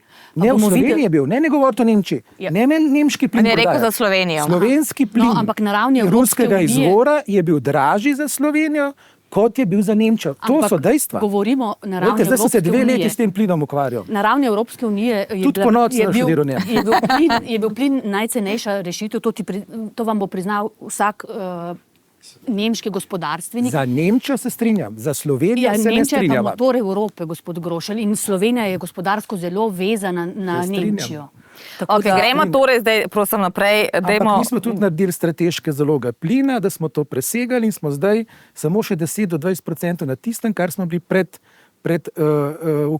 pred rusko agresijo na Ukrajino. Gremo zdaj naprej na Bosno in Hercegovino. Večkrat smo v tej debati že slišali tudi doprinos Slovenije k temu, da so se začela pristopna pogajanja, čeprav niso tudi oni ne izpolnjevali vseh kriterijev. Pa vendarle ravno danes se odloča o tem, ali se bo uradno obeleževalo genocid v Srebrenici 11. julija, če se ne motim. Srbski predsednik Vučić, ki je tudi znan po relativno dobrem lobiranju in diplomaciji, je šel na veliko lobirati v New York in podobno. Hkrati pa je Dodik rekel, da če se bo to danes zgodilo, da bodo predlagali, da se Bosna razdeli. Torej, mi zdaj veliko govorimo o pridruževanju Bosne in Hercegovine Evropski uniji, oni hkrati ravno kar razmišljajo o delitvi na 3 entitete, verjetno si predstavljam, ne vem, kaj bodo danes v lokalnih volitvah tudi. Ja.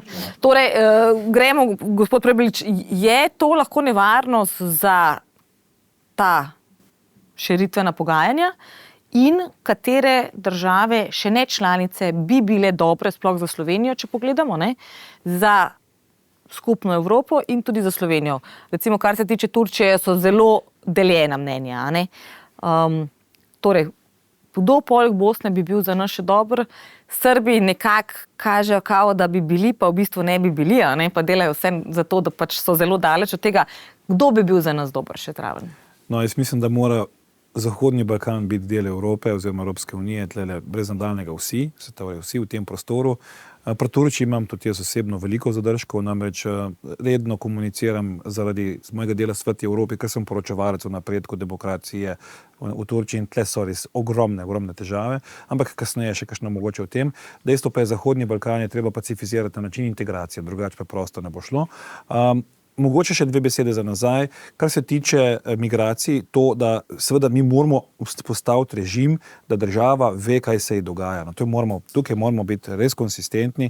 Veste, ne moramo mi pristati na to, da se nam dogajajo stvari in mi ne vemo, kaj se nam pravzaprav dogaja. To ne more biti, ker to je pravzaprav temelj države. Veste, državo definirajo 3 stvari. Teritorij, narod pa izvajanje oblasti na teritoriju, na katerem je.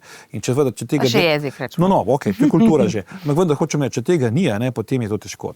Tukaj treba biti jasen. Pa če se vrnem nazaj na Bosno in Hercegovino. Bosna in Hercegovina in se pravi genocid, tle je neizpodbitno dejstvo. Veste, tukaj ne moramo razpravljati, ne bi, koliko bi spremenili. To so dokazane zadeve, na sodišču izsojene zadeve, če želite. To je že del, recimo temu celo mednarodnega prava, ne moramo odstopiti od tega. Preganjane zadeve v končni fazi, ne? In ne moramo reči, da tega ni bilo. Ne? Torej, tukaj to je dejstvo in to je treba pač spoštovati. Mislim pa, da smo bili mogoče malo nespametni, ko smo se pogovarjali z Zahodnim Balkanom, zdaj kot Evropa, to je moja ocena, mogoče bi gospod Grošelj dopolnil, ampak vendar, veste, tukaj nekonsistentni smo bili do Makedonije, recimo. Ne? Makedonija je imela ogromno nalog za opraviti, mnogo njih je opravila, pa na koncu razočaranje za razočaranjem. Ne? To je bila huda napaka in spet smo pri tisti, veste, konsistentnosti, ko smo se prej pogovarjali. Tudi Evropejci imamo kar nekaj hiše za pospraviti. Podobno se dogaja tudi v komunikaciji s Srbijo. Podobno se dogaja z Bosno in Hercegovino. Torej, dejstvo je, in to smo izkusili tudi v zgodovini naše Evropske unije, če želite pacifizirati določeno območje, je treba dvigati welfare, torej stanje kvalitete življenja v posameznem okolju. In hitreje, ko se to začne dvigovati, manj je verjetnosti za oborožen in siceršnji konflikt. Ne? In tukaj mislim, da je investicija v to, da pripeljemo Zahodni Balkan v Evropsko unijo, bistveno cenejša kot tista, da ostane tako, kot je, da je to še vedno zamrznen konflikt in da Bog ne daj, se ta konflikt sproži v neko vojno. Ne? Torej, tukaj mislim, da je res treba premisliti te stvari. Jaz razumem, da je treba določene kriterije izpolnjevati, ki poznamo kopenhagenške in druge kriterije, ampak veste, tudi do drugih ni izpolnjeval, če smo se čisto pošteni. Romunija, Bolgarija, pa še kdo. Torej, jaz mislim, da tlele bo treba najti poseben modus operandi in na vsak način dopovedati, da so zavezniki za ta del prostora v Evropi, v Evropski uniji in da oni postanejo del tega. Tudi za slovensko gospodarstvo bo to bistveno bolje. Gospa Grašič, kratka replika. Kratka replika. Govorimo, očitno danes je beseda zunanje politike doslednost in se mi zdi, da tudi stališče Slovenije do resolucije o Srebrenici, ki se ravno sprejema, je dosledna politika. Mi smo v bistvu ko-sponzor te resolucije in se mi zdi pomembno, da ne glede na našo vlogo in pač prijateljske odnose vseeno med državama, moramo te stvari obsoditi in jih tudi v Varnostnem svetu sprejeti. Doslednost tudi do naše politike do Zahodnega Balkana. Socialni demokrati tudi na evropski ravni smo bili vedno največji podporniki pridružitve Zahodnega Balkana in držav v Evropsko unijo. Dokler gre za kredibilno in odgovorno širitveno politiko, absolutno, se mi zdi, da bi rekla, te volitve evropske niso pomembne samo za, ne vem, Slovenijo, ampak tudi za širitveno politiko, ker odvisno, kakšno politiko do Zahodnega Balkana bo imela Evropska komisija, od tega bo seveda odvisna tudi pač naša prihodnost na Zahodnem Balkanu. Želela bi si videti tako Bosno kot Makedonijo, absolutno, tudi vse ostale države članice v Evropski uniji, tudi do 2030, da bo Evropska unija kot taka pripravljena za to širitev. Tu se mi zdi, da je bilo vedno, veliko smo zahtevali od teh držav članic, pa smo v bistvu ugotovili, da Evropska unija sama ni bila najbolj pripravljena za to širitev. Ena pobuda oziroma en predlog, ki ga Slovenija zdaj gradi skupaj z Nemčijo, je odločanje za kvalificirano večino, še posebej na področju širitvene politike, da se v bistvu določeni postopki oziroma koraki pri širitveni politiki ne odločajo več soglasjem, tudi zato, da bi v bistvu vsi ti postopki tekli hitreje. Se mi zdi, da to je, se pravim, odgovorna in kredibilna politika Evropske unije in Slovenije tudi do Zahodnega Balkana. Bom tudi jaz konsistentna, kratka replika. Zahodni Balkan je v našem strateškem interesu.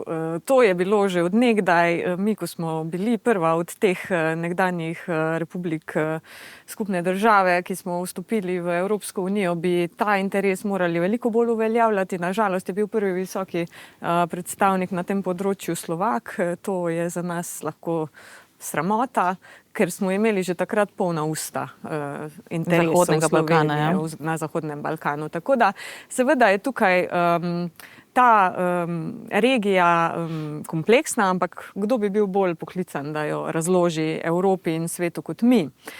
Nažalost, tukaj pač včasih kaj pozabimo ali malo zaspimo, pa se potem spet prebudimo, tako kot sedaj tudi podpiram kandidaturo gospoda Pahorja. Nova Slovenija je to že javno povedala. Kakor tudi to, da je bil ravno minister Janez Cigler Kralj tisti, ki se je kot minister za delo zavzel in tudi uspel v tem, da so mladi Zahodnega Balkana tudi dobili možnost sodelovanja pri jamstvu za mlade in novo perspektivo, da lahko sodelujejo v tem evropskem programu, da se jim ponudi vajeništvo, praksa ali zaposlitev v prvem letu oziroma nekaj mesecih po dokončanju študija oziroma izobraževanja. Tako da resnično nekaj konkretnega, kar je naredila Nova Slovenija.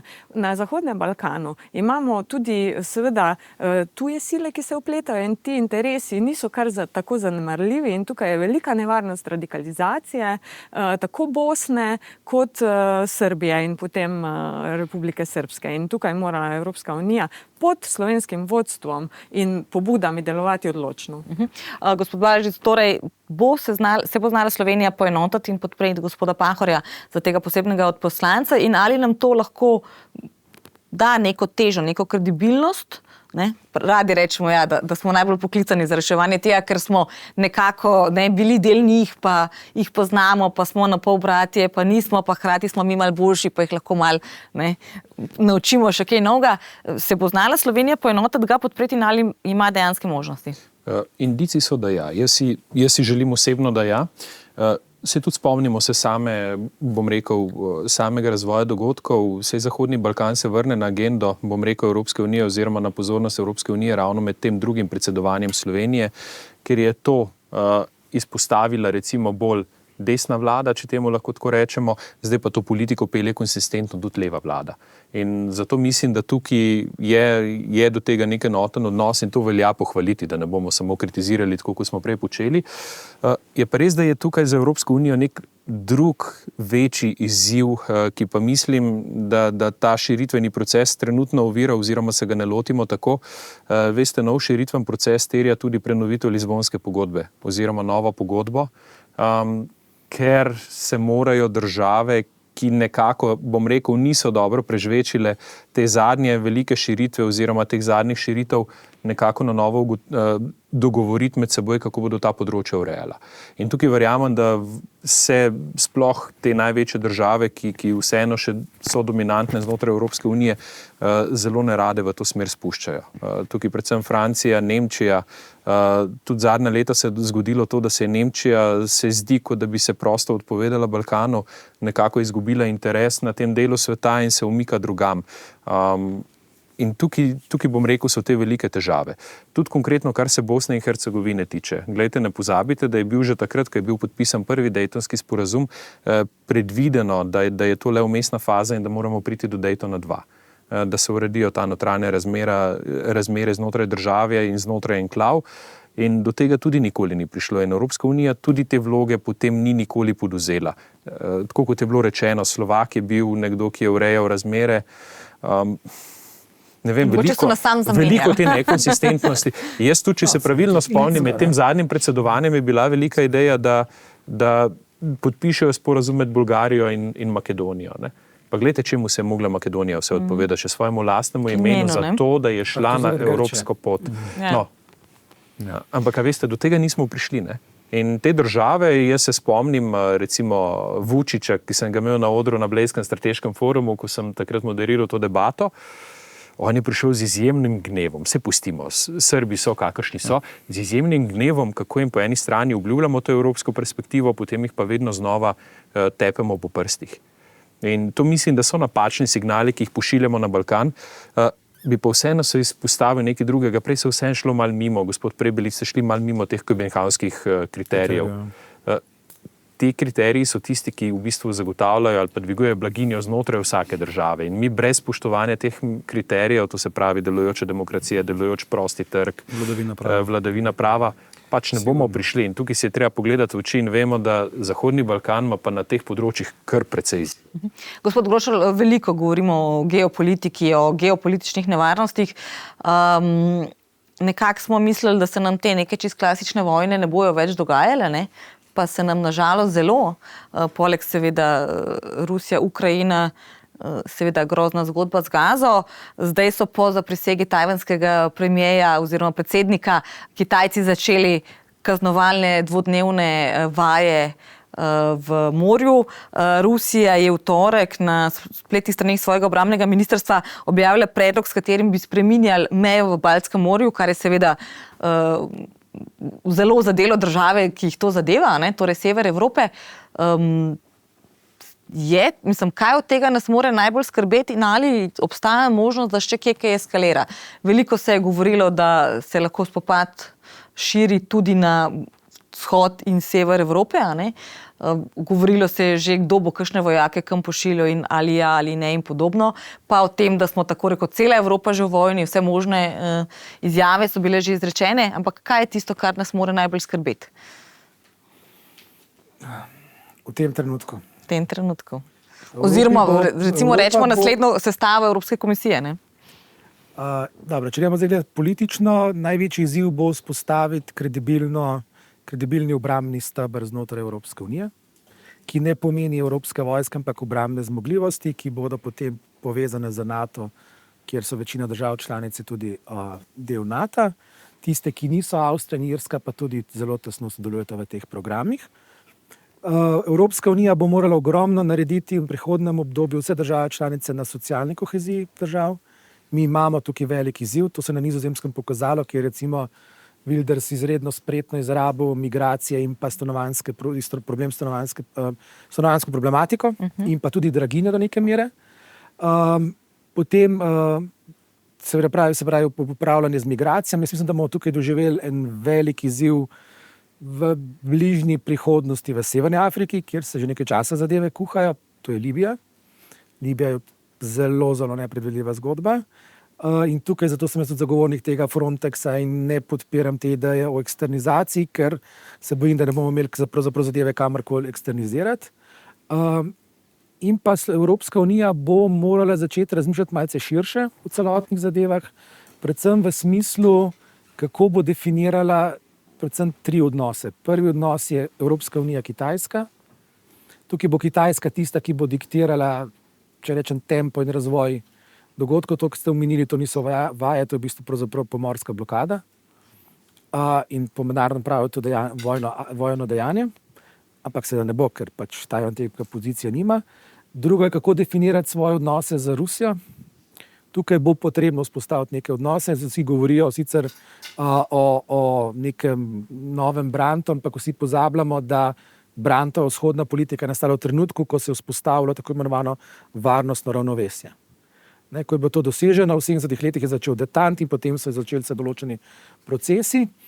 In pa seveda tudi mi bomo morali definirati odnos z Združenih držav Amerike, kjer smo zavezniki v marsičem, smo pa tudi, pa to treba podkrito povedati, ostri konkurenti v gospodarstvu. Se pravi, gospodarsko smo si pa konkurenti. In tukaj bo treba ta okvir po moje definirati in to bo zunanje politično. Predvsem pa mislim, da bomo imeli notranje, mislim, da je zdaj čas, trenutek nastopil, ko bi morala Evropska unija tudi začeti razmišljati o notranji konsolidaciji, v smislu bilo že omenjeno prenova temeljnih pogodb. Jaz sem se tukaj malce pesimist. Jaz se bojim, da bomo šli v smeri, tudi kaj vidim recimo iz aktualne koalicijske pogodbe Nizozemske, tam veste, da je prepoved širitve, ni širitve več. In tam noč se govori o mini Schengenu, kar mislim, da je za vse nas, ki nismo del tega mini Schengena, skrb vzbujajoča zadeva in tukaj bomo morali reagirati in tukaj bo treba pa gledati zdaj zelo nacionalno interesno, kako bomo to naslovili. In pa mislim, da je tudi pomembno to vprašanje, ki pa vezano tudi pač na splošen ta zeleni prehod, predvsem ta tehnološki del. Mi moramo poglobiti investicije v tehnologije. Mi imamo ogromno znanja, ogromno tehnologij zelenih, ki nas zdaj pravzaprav Kitajci prehitevajo, so našega izvora, pa jih mi nismo znali spraviti v poslovno priložnost. In mislim, da tukaj imamo ogromno dela, ki ga bomo mogli upraviti v prihodnih 5 letih, ker to bo tudi del tiste neke že dolgo znane ambicije, in ki tukaj so pa politične sile v Evropi kar poenotene, da pač moramo doseči to neko vrste strateško avtonomijo. Gospa Grašič, še vam tudi kratko. Absolutno, gospod Grošelj, bom nadaljevala. Strateška avtonomija, absolutno prioriteta Evropske unije, tudi v prihodnji Evropski komisiji. Ključno je, da se bo Evropska unija na katerekoli te izzive, ali geopolitične, vojne, podnebne spremembe in tako naprej, odzivala enovito, celovito, učinkovito, predvsem pa tudi solidarno. Tako da v bistvu strateška avtonomija Evropske unije, tudi okrepitev konkurenčnosti in gospodarstva Evropske unije, predvsem pa tudi recimo energetska neodvisnost in tako naprej. Pri nas v bistvu, prej ste izpostavili začetek večjega oboroževanja, krepitev obrambne politike in tako naprej. Mi recimo nimamo direktnega, bi rekla, grožnje, direktnega napada Rusije, ampak nas v bistvu Rusija in vsi ti odnosi tudi destabilizirajo kot evropsko skupnost. No. In v bistvu vsa ta nestabilnost nas šibi, zato se mora pač Evropska unija res okrepiti, notranje strateško opolnomočiti in kot je že dr. Grošelj rekel, v bistvu ne investirati v prekomerno militarizacijo in oboroževanje, ker to Evropske unije kot take ne bo rešilo, še posebej ne to na račun zelenega prehoda. Bomo šli tudi na ta del. Gospod Prebilič, Evropa se je rada imela, tako kot smo prej rekli, za Slovenijo, za neko posrednico na Zahodnem Balkanu. Evropa je bila nekako neutralna bolj ali manj. Po hladni vojni, po vročih odnosih med Ameriko in Rusijo, po carinah Amerike do Kitajske. Mi smo nekako se znali Evropa tle, nekako je bilo, da mi lahko delamo z vsemi. Zdaj se je nekako izkazalo, da ni čistko, s Kitajsko tudi mi delamo zdaj različne preiskave, napovedujemo carine, z Ameriko imamo tudi zaradi gospodarstva svoje težave, z Rusijo tako ali tako. Se lahko, če slučajno novembra zmaga ponovno Trump, to še dodatno zaostri, ker Trump je tudi takrat grozil s carinami na evropsko blago, kar pomeni, da tudi te gospodarske odnose lahko še dodatno zaostrimo. Če pride še enkrat, je grozil še v novih. Zdaj ravno kar Biden, že prej so imeli na 200 milijard kitajskega uvoza oni svoje, zdaj so dali še na 18. Določene stvari so na avtomobile so dali 100%, na panele so bistveno povečali, na žerjave, na ne vem kaj vse. Ampak recimo, če zmaga še enkrat Trump, lahko se kaj podobnega zgodi tudi z Evropo in bomo v bistvu z vsemi velikimi igralci ne ravno na bojni nogi, vsekakor pa ne popolnoma prijateljskih odnosov. Zato pa ne rabimo vojne v Ukrajini. To je vedno znova pravim. Tele bo treba najti neko rešitev čim prej, ker ta vojna je dejansko dadila samo dvoje. In sicer začela je krveti gospodarska Evropa v celoti in na drugi strani se je Ruska federacija znajdla v objemu Kitajske in imamo še bistveno večjo geopolitično težo na tem področju in selitev napetosti v pacifiški bazen. Tako da tisti, ki so načrtovali to vojno, mislim, da so bili zelo kratkovidni pravzaprav v tej zgodbi. Evropa je pač igrala to igro. Jaz mislim, mislim, da to se zdaj vračam tukaj na začetek, nismo imeli dovolj jasnih stališč, kaj mi želimo, koliko želimo, sploh kakšna je naša naloga in tukaj res potrebujemo malo več enotnega pogleda. Bojim se, da bo tako kot je Xi, to je predsednik Kitajske, ki obiskal zdaj Evropsko unijo, diktira tempo nam, pravzaprav pod katerimi pogoji bomo delali, nam bo delal podobno tudi gospod Trump, ko bo najverjetneje izvoljen v Združenih državah Amerike. Torej, mi potrebujemo kvaliteten poslovni gospodarski model in tukaj je ta stvar, ko se pogovarjamo v naložbah v razvoj, investicije, znanje, tukaj bi morala seveda Evropska unija biti daleč, pa ni. Tukaj ni. Mi imamo približno 2,5% dajemo v to zgodbo, Američani že vrsto let 4, Kitajci 6, skratka, tukaj imamo velike težave. Da ne govorimo o Severni Koreji. Tako, to sploh razmišljam. Skratka, tlele imamo težave in krepitev gospodarstva je tisto, kar mora biti pri nas prioriteta. Ne? Strinjam se, da to je v zeleni zgodbi lahko protekcionizem. Protekcionizem za nas bo zelo težko izpeljati, zato ker imamo spet igralce tudi v znotraj Evropske unije, ki igrajo malo po svoje, to je pač treba pošteno povedati. In če bomo tam sedeli v Bruslju, bo to naša naloga, da bo vedno znova tukaj poziv zdravi pameti, namreč vsakdo, ki solira, bo na koncu tudi imel samo več težav, ne manj, torej več Evrope potrebujemo, ne manj Evrope. Dejansko oboroževanje, kot je bilo prej povedano, da bo mi vzpostavili leverage, ten se pravi vzvod, kontratezo drugi strani. Na drugi strani govorimo recimo o Ruski federaciji. Tu so taki zneski, da si jih mi tudi predstavljati ne moremo. 100 milijard Nemčije je praktično nič. Ne? Če rečem po domače, pinac. Ne? Če hočete vi danes vzpostaviti ravnotežje z Rusko federacijo, potrebujete 6000 nuklearnih glav. Ne? Jaz ne vem, kdo razmišlja, ko se o tem pogovarja, kdo bo naredil. Ne? Kakšni bodo ti stroški? Skratka, to so stvari, ki so, vi strte, izvite, mi rabimo drugačen model, mi rabimo model, kjer bomo morali sodelovati tudi z velesilami, na vojaški način to ne bo šlo. In sem še ena misel, ne? Ko kličemo k oboroževalni industriji. Raziskave, ki sem jih tudi sam delal pred kratkim, kaže naslednje. Kupiti tank je najlažje. Postaviti človeka v tank je pa za Evropo skoraj neizvedljiva zadeva. Ne? Tudi če bi danes hoteli vzpostaviti služenje vojaških orkov v Sloveniji, vi danes ne bi nabrali nobenega. Ne? Torej, mi moramo najti druge vidike, moramo najti. Gospod Balažic, Evropski komisar za industrijo Breton je rekel, da moramo obrambno industrijo preusmeriti v vojno gospodarstvo, da bomo le tako lahko obranili Ukrajino in tudi sebe. Ideja celo je napovedala von der Leyenova, da če bo ona še enkrat predsednica, da bo celo poseben komisar za obrambo. Je to prava pot? On sicer pravi, da ni več vojna industrija, ampak je to vojno gospodarstvo, kar pomeni, da nekaj imaš od tega. Ne? Je to prava pot? Bo, sploh če bo mogoče desnica se še okrepila v Evropskem parlamentu, šla v to smer ali se bo mogoče zapeljalo kam drugam?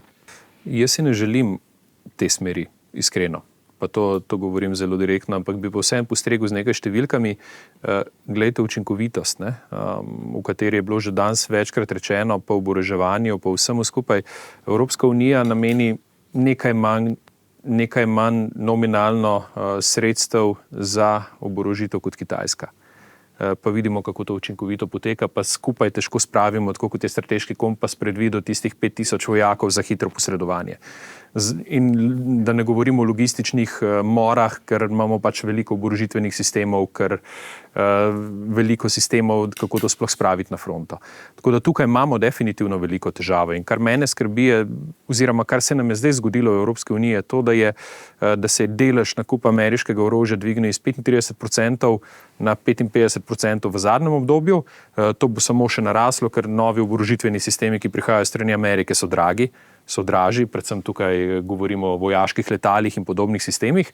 In to bo ta delež samo še povišalo. Zdaj, če pa skočim na prvo evropsko državo, recimo na evropskem trgu, če se ne motim, je Nemčija, ki pa zagotovi lahko 6,5% orožja. In tu imamo težavo. Tu se mi zdi, da bomo morali nekaj ukreniti, zaradi tega, ker smo pač, bom rekel, preveč mehki, oziroma bom spet rekel, plačujemo vsem ostalim največje stroške zato, ker se sami ne znamo organizirati. Zdaj tu ta koncept mehke moči, gledajte, Evropa se mi zdi, da je nihče že dolgo ne jemlje resno. Zakaj? S tem najbolj bom ponazoril z obiskom recimo von der Leyenove in Charlesa Michela takrat pri Erdoganu. Spomnite se, kam jo je Erdogan posedel. Charlesa Michela zraven sebe, Ursula von der Leyen pa na oslovsko klop. Ampak, Pa še neka nizka je bila, še tako prav. Ja, tako je. Ampak to je signal vsega tega, kar imamo. Po eni strani smo vendarle gospodarska moč, to pomeni, da denarja imamo dovolj, da smo bom rekel, na nekem radarju vseh teh velesil, po drugi strani se pa ne znamo obnašati, da bi, bom rekel, to kar nas je delalo močne, zaščitili.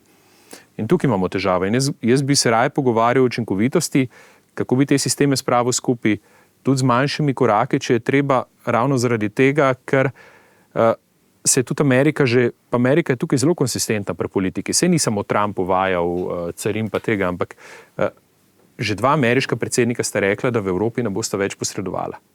In glede na to, da smo varnost prepustili Ameriki, tudi z oborožitvenimi sistemi, z vsemi stvarmi, kdo nas bo pa zaščitil, če ne mi lastni sami. Pa gledajte, še nam se oblikuje praktično fronta, se lahko že zdaj razvidi po prodajah orožja, kje bo potekala naslednja oziroma kje se gradi nek nov limes med vzhodom in zahodom. Glejte, na eni strani imamo Poljsko, ki gradi nekako linijo do baltskih držav, da pač preprečijo tisti ruski vdor do Kaliningrada. Spravili smo v NATO Finsko, Švedsko, to pomeni, da je sever nekako pokrit.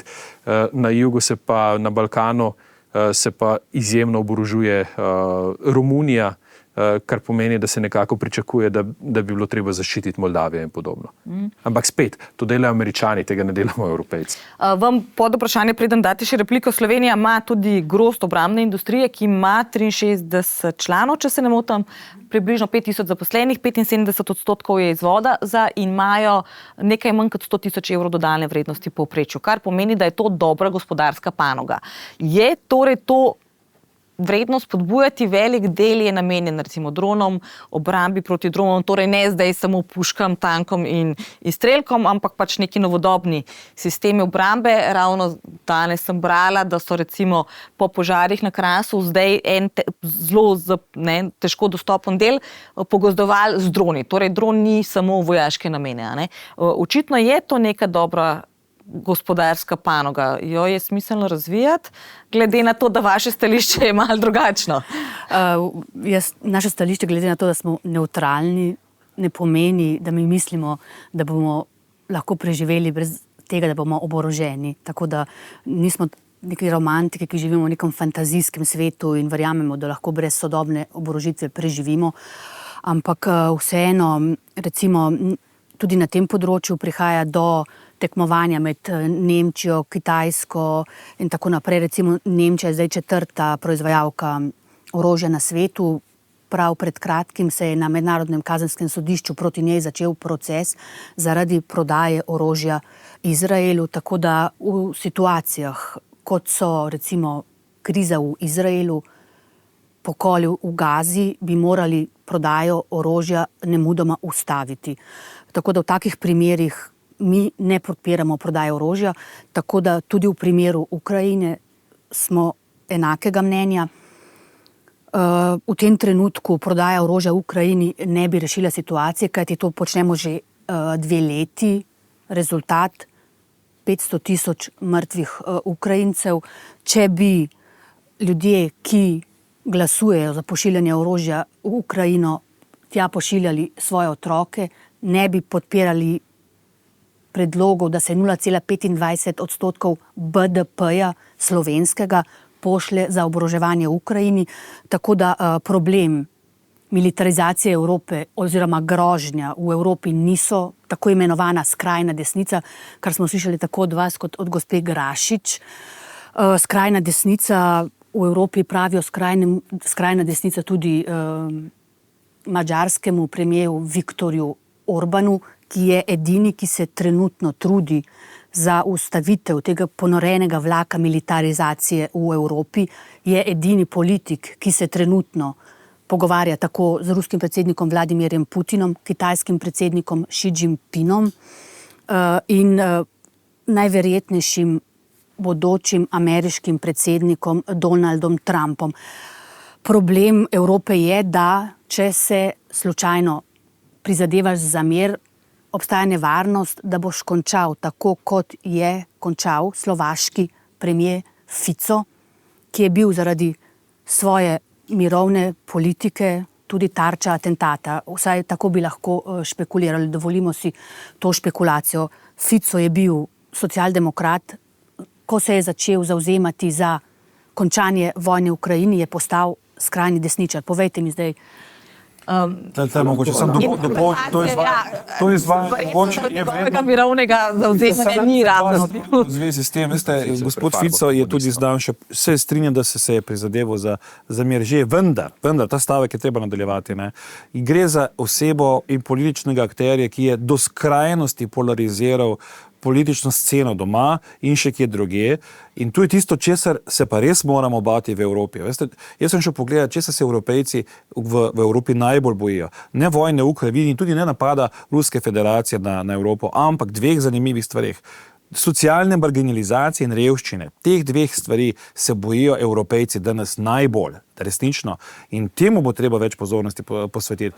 Iz skrajne desnice pa moram povedati, tle zaključujem, resnično, mi ne smemo kot politiki, zdaj vsi nekaj igramo to igro, ne smemo pristati na to, da bomo tako skrajno polarizirali stvari. Žal, še enkrat poudarjam, na skrajni desnici vodijo politiko v to smer. In seveda, ko se strasti razgrejo do konca, potem se zgodi to, kar se je zgodilo. Še enkrat, to ni upravičila nobenega, ampak treba je biti previden, resnično. Bil Fico voljen na demokratičnih volitvah? Ja, ampak na način, da je drugo polovico izključil iz države. To ni demokratičen način, oprostite. Še vedno se lahko 51 članice Evropske unije In gospod Fico ne priznavamo to. Priznavamo, slušajte, ne morete tekmovati na volitvah, želite mi drugi. Da nekaj razčistimo. Še gospod Grošelj in potem Ko gremo. govorimo o varnostnem... Kogar Slovaki izvolijo, pa če njihov predsednik. Se strinjam, Ne bomo Slovaki Ampak če si izvoljen, še ne pomeni, da lahko rečeš karkoli. Bravo, končno. Lahko ga kritiziramo, ne moramo pa mu odrekati. Absolutno. To ni nihče tega, ne. Poznamo slovenski pregovor. Sam si je kriv, da so ga ubili. To je, da je ženska izdiljena. To ni nihče rekel. Vsi, da bo zelo jasno, vsi absolutno zavračamo vsakršno obliko nasilja v politiki. Ni upravičila za to in ne na to špekulirati. Tako, ko so napadli kolege evropske kandidate za evropske poslance v Nemčiji, tako kot je bil napad na Fica in še to, kar se dogaja pri nas s temi vaškimi stražami in ne vem kaj. To je bil tudi napad na našega kandidata. Ampak ni bil politično nominiran. To sem prav razumela. Tega ne želimo izkoriščati v kampanji. Absolutno nesprejemljivo. In to je pravzaprav znak, da imamo resen problem v naši demokraciji. In v tem ni debate in ni nekih razprav. Vemo, kako se je dogajalo v 30 letih in kam je to na koncu pripeljalo. Ko govorimo o varnostnem ravnovesju, to ne pomeni nujno to, kar je bilo rečeno, jedrske paritete. To ni to. Varnostno ravnovesje pomeni, da mora Evropska unija doseči to, kar v tem trenutku ni dosegla. Ravno omenjeni obiski Xi Jinpinga in tako naprej kaže na to, da nas oni ne sprejemajo kot sogovornike. To moramo mi doseči. To moramo mi doseči kot Evropa. To, da on igra z 3 igralci v Evropski uniji, tudi če je to Macron, to kaže na našo šibkost. In to moramo mi spremeniti. Ne pomeni to zdaj oboroževanja, samo to. To je celoten kompleks, kjer moraš biti gospodarsko močen, socialno močen, moraš imeti vojaški steber, ker pač tak svet danes je. In pa tisto, kar je izredno pomembno, to je nauk hladne vojne. Zakaj je bil uspeh Zahoda, če tako rečemo, takšen, kakšen je bil? Zato, ker je imel političen sistem, ki je bil bolj zanimiv kot tisti na drugi strani. Gospa Erjavec, potem pa še na kratko gremo še na cyber security, ki je sploh v trenutnem stanju še posebej pomemben. Izvolite. No, če nismo romantiki, potem pač moramo pogledati resnici v oči. Glede na to, da smo velik in zanimiv trg, da imamo zelo veliko svoboščin, moramo to znati tudi ubraniti. Zato podpiramo ideje predsednice von der Leyenove in nismo edini v Novi Sloveniji o prihodnjem Evropskem komisarju za obrambo. Vprašajmo naše prijatelje v baltskih državah, vprašajmo na 2 novi članici NATO, zakaj so se tako odločili. Oni znajo prepoznati rusko grožnjo kot nekaj realnega. In tudi to, da bo naslednja Moldavija, veste, jaz sem v študentskih letih veliko se družila z ljudmi iz vzhoda Evrope, tudi z Ukrajinci, tudi z Gruzici. In oni so dejansko... Tudi Gruzija je v tem trenutku napeto in... Ja, dejansko imajo to izkušnjo in potem, ko so se zgodili ti napadi strani Rusije, ker to so udori na suvereno ozemlje, sem se tudi pogovarjala z njimi in pravijo, To smo pričakovali, zato smo se želeli na to pripraviti, računamo na vašo pomoč. In tukaj je Evropa odgovorila odločno, ko se je to zgodilo tudi zato, ker je Ukrajina branik demokracije. To smo že velikokrat slišali. Glede nasilja nad politiki, velikokrat je seveda retorika politikov mogoče gre predaleč, vendar pa bi upozorila tudi na pomen objektivnega poročanja medijev, ki tudi v Sloveniji velikokrat dejansko ni na nivoju tistega, kar bi pričakovali od profesionalnih medijev. Tukaj pa ne govorim, da mediji ne morejo biti bolj ali manj nagnjeni v katero politično stran, ampak bodite vsaj toliko odkriti in povejte, da to ni objektivno poročanje. To pogrešamo v Sloveniji in s tem se tudi prikrivajo določeni interesi, določene nagnjenosti in ostaja prikrito namesto, da bi se razkrilo, kar pa ima javnost pravico vedeti. Gospa Grašič, prosim, brez kratko, ker moramo še... Ali pa če že nadaljujem pol na kibernetsko varnost tudi lahko. Pa en stav, pa gremo naprej na Samo na hitro kibernetsko. stavek. Glejte, vse konflikt v Ukrajini se ni začel 2 leti nazaj, ampak se je začel leta 2014. Bravo. In takrat pač je Putin prišel. Moramo tudi vedeti, da so mu takrat najslabše kazale notranje meritve javnega mnenja in je pač mogel preusmeriti pozornost drugam, ampak je zavzel Krim in zgodilo se ni nič. Obama je bil takrat ameriški predsednik, je gledal stran, Evropska unija je gledala stran, John McCain, če se ne motim, je bil edini, ki je opozarjal, da je treba nekaj storiti. Mine par let in potem se stvar seveda premakne naprej in smo vsi začudeni. Kljub temu, da smo imeli pred tem izkušnjo Gruzije, Armenije, Azerbajdžana in podobnih, bom rekel, interesov, ki so tukaj to fronto premikali. In tu se je spet pokazala ta šibkost Evrope oziroma ta nemoč Evrope, da bi nekaj ukrenila. Gospod Grošelj, vi ste bili takrat v parlamentu, leta 2002 Evropska unija sprejela to direktivo NIS-2, ki bistveno širi nabor podjetij in organizacij, ki bodo morale poročati, kar se tiče kibernetske varnosti, torej ali gre za vdore, bistveno bolj bodo morali paziti. Bo to dovolj, glede na to, kaj danes gledamo? V bistvu smo še nekaj let nazaj mislili, da naslednja vojna bo kibernetska, da ne bomo več priča o tem, kar smo zdaj zadnjih pol ure govorili, ampak da bodo dejansko šlo za kibernetske napade, ne vem, izklopijo elektriko, nekako preprečijo vodo, pitno vodo. Stvari, ki jih rabimo in brez katerih enostavno ne moremo. Bo ta direktiva rešila kaj ali je v bistvu to direktiva, ki bi mogla biti 10 let nazaj, pa bi rabila zdaj že NIS-3, glede na to, koliko se stvari hitro razvijajo. Se strinjam, da bi verjetno rabili že NIS-3 ali pa celo 4. Zadeve gredo zelo hitro naprej, tukaj tehnologija strahovito napreduje. Jaz mislim, da je pač prav, da Evropska unija postavlja ta skupni pravni okvir. Je pa na področju, sploh ker je to predvsem za kritično infrastrukturo, še ogromno potrebno postoriti. Države članice so sicer sprejele določene ukrepe, da smemo še vedno pozabiti, kljub tem debatam, obramba in tudi kibernetska varnost je še vendarle tako imena izvorna pristojnost držav članic. In tukaj seveda zdaj gremo prvič proti tem, na pot usklajevanja ukrepov, ker smo videli, da enostavno so odvisnosti tako velike, da preko tega ne moremo. Je pa seveda, jaz mislim, da zdaj ti kibernetski napadi, ki so se do zdaj zgodili, so bili do neke mere predvsem testiranje, kaj vse se da narediti. Mislim, da prihajajo nove tehnologije, umetna inteligenca in vse to, potem se pa nam lahko dogajajo stvari, kot so odklopi električnega omrežja, prekinitev dobave pitne vode in podobne stvari. To je tisto, kar bo poskušala Evropa preprečiti, je pa vendarle tukaj te pobude so dosegle določen rezultat. Če gledamo nedavne napade, vendarle kljub silovitosti so se evropske države v večini primerov relativno uspešno relativno uspešno odbile oziroma preprečile večjo škodo. Pravijo pa strokovnjaki, da to v bistvu niti niso bili napadi, ampak da je bilo to prijazno opozorilo. To je bilo pač testiranje, zdaj je to opozarjanje. Lahko to eskalira.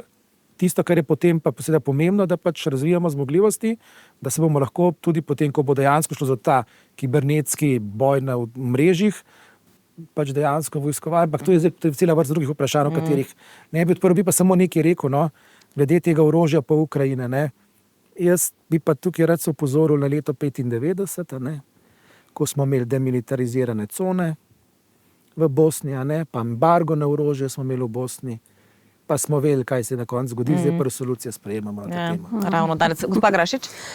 Hitra replika, mi pa Evropskemu komisarju za obrambo nasprotujemo. Se nam zdi, da bi več pristojnosti moral dobiti visoki predstavnik za skupno zunanjo in varnostno politiko, pod katerega tudi spada potem sama obrambna politika. Kar se tiče kibernetske varnosti, zelo relevantna tema in še ena izmed tistih izzivov, ki jih samo Evropska unija kot celota lahko naslavlja in ne države članice posamezne. To se pravi, vedno je odgovor več EU, močnejša Evropska unija. Absolutno okrepitev odpornosti in pa reakcij na vse te grožnje. Bi pa z vami delila mogoče eno pa res, kako bi rekla, pozitivno stvar, ki prihaja iz Slovenije in mogoče nasprotuje tistemu indicu več oboroževanja za več varnosti v Evropski uniji. Gre pa v smer več investicij in v raziskave in razvoj in v slovensko znanje. Bila sem na obisku v Centru za odličnost za fotonske, mikro in nano elektronske tehnologije, ki spada pod Univerzo v Mariboru, kjer dejansko kot del njihovega programa razvijajo opremo za izdelavo optičnih vlaken, ki so bolj odporne za kibernetske napade. To je recimo ena taka stvar, kjer namesto, da vlagamo v tanke, oboroževanje in tako naprej, kohezijska sredstva rajši v višini 126 milijonov namenjamo enim takim projektom v slovensko znanje in v slovenske inovacije. Vsekakor dober primer. Še to in potem smo konec, ker smo danes zelo dolgi. Res smo se razgovorili. No, saj to, da je treba podpirati slovensko znanje in inovacije, sploh ni sporno. Če bi Slovenija resno mislila s tem, bi že več tudi svojega denarja namenjala za to. Sem pa vesela, da je se odločila podpreti iz evropskih sredstev vsaj nekaj.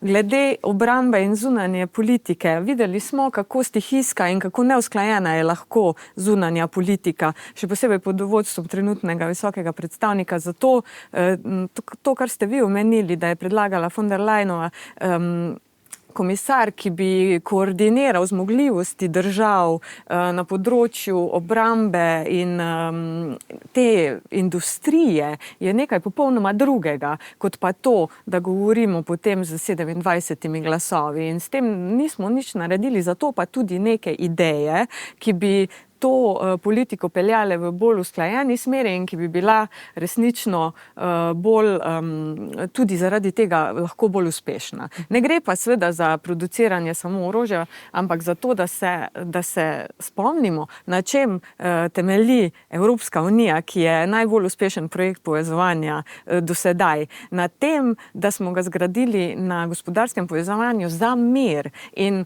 rezultat vsega tega je najvišji standard, ki ga imajo zdaj že generacije v Evropi, ravno zaradi tega, ker se je povezovala industrija, tudi vojaška, in s tem garantirala največjo blaginjo. Hvala lepa vsem. Očitno je bila dobra tema, ki smo jo zbrali, glede na to, koliko smo povedali, vsekakor poučno in zanimivo. Hvala lepa vsem in se seveda še vidimo. To je bilo še eno soočenje. Prihodnji teden bo z vami moj kolega Gregor Trbušak. Do takrat pa seveda vabljeni k ogledu, poslušanju ter seveda srečno do naslednjič.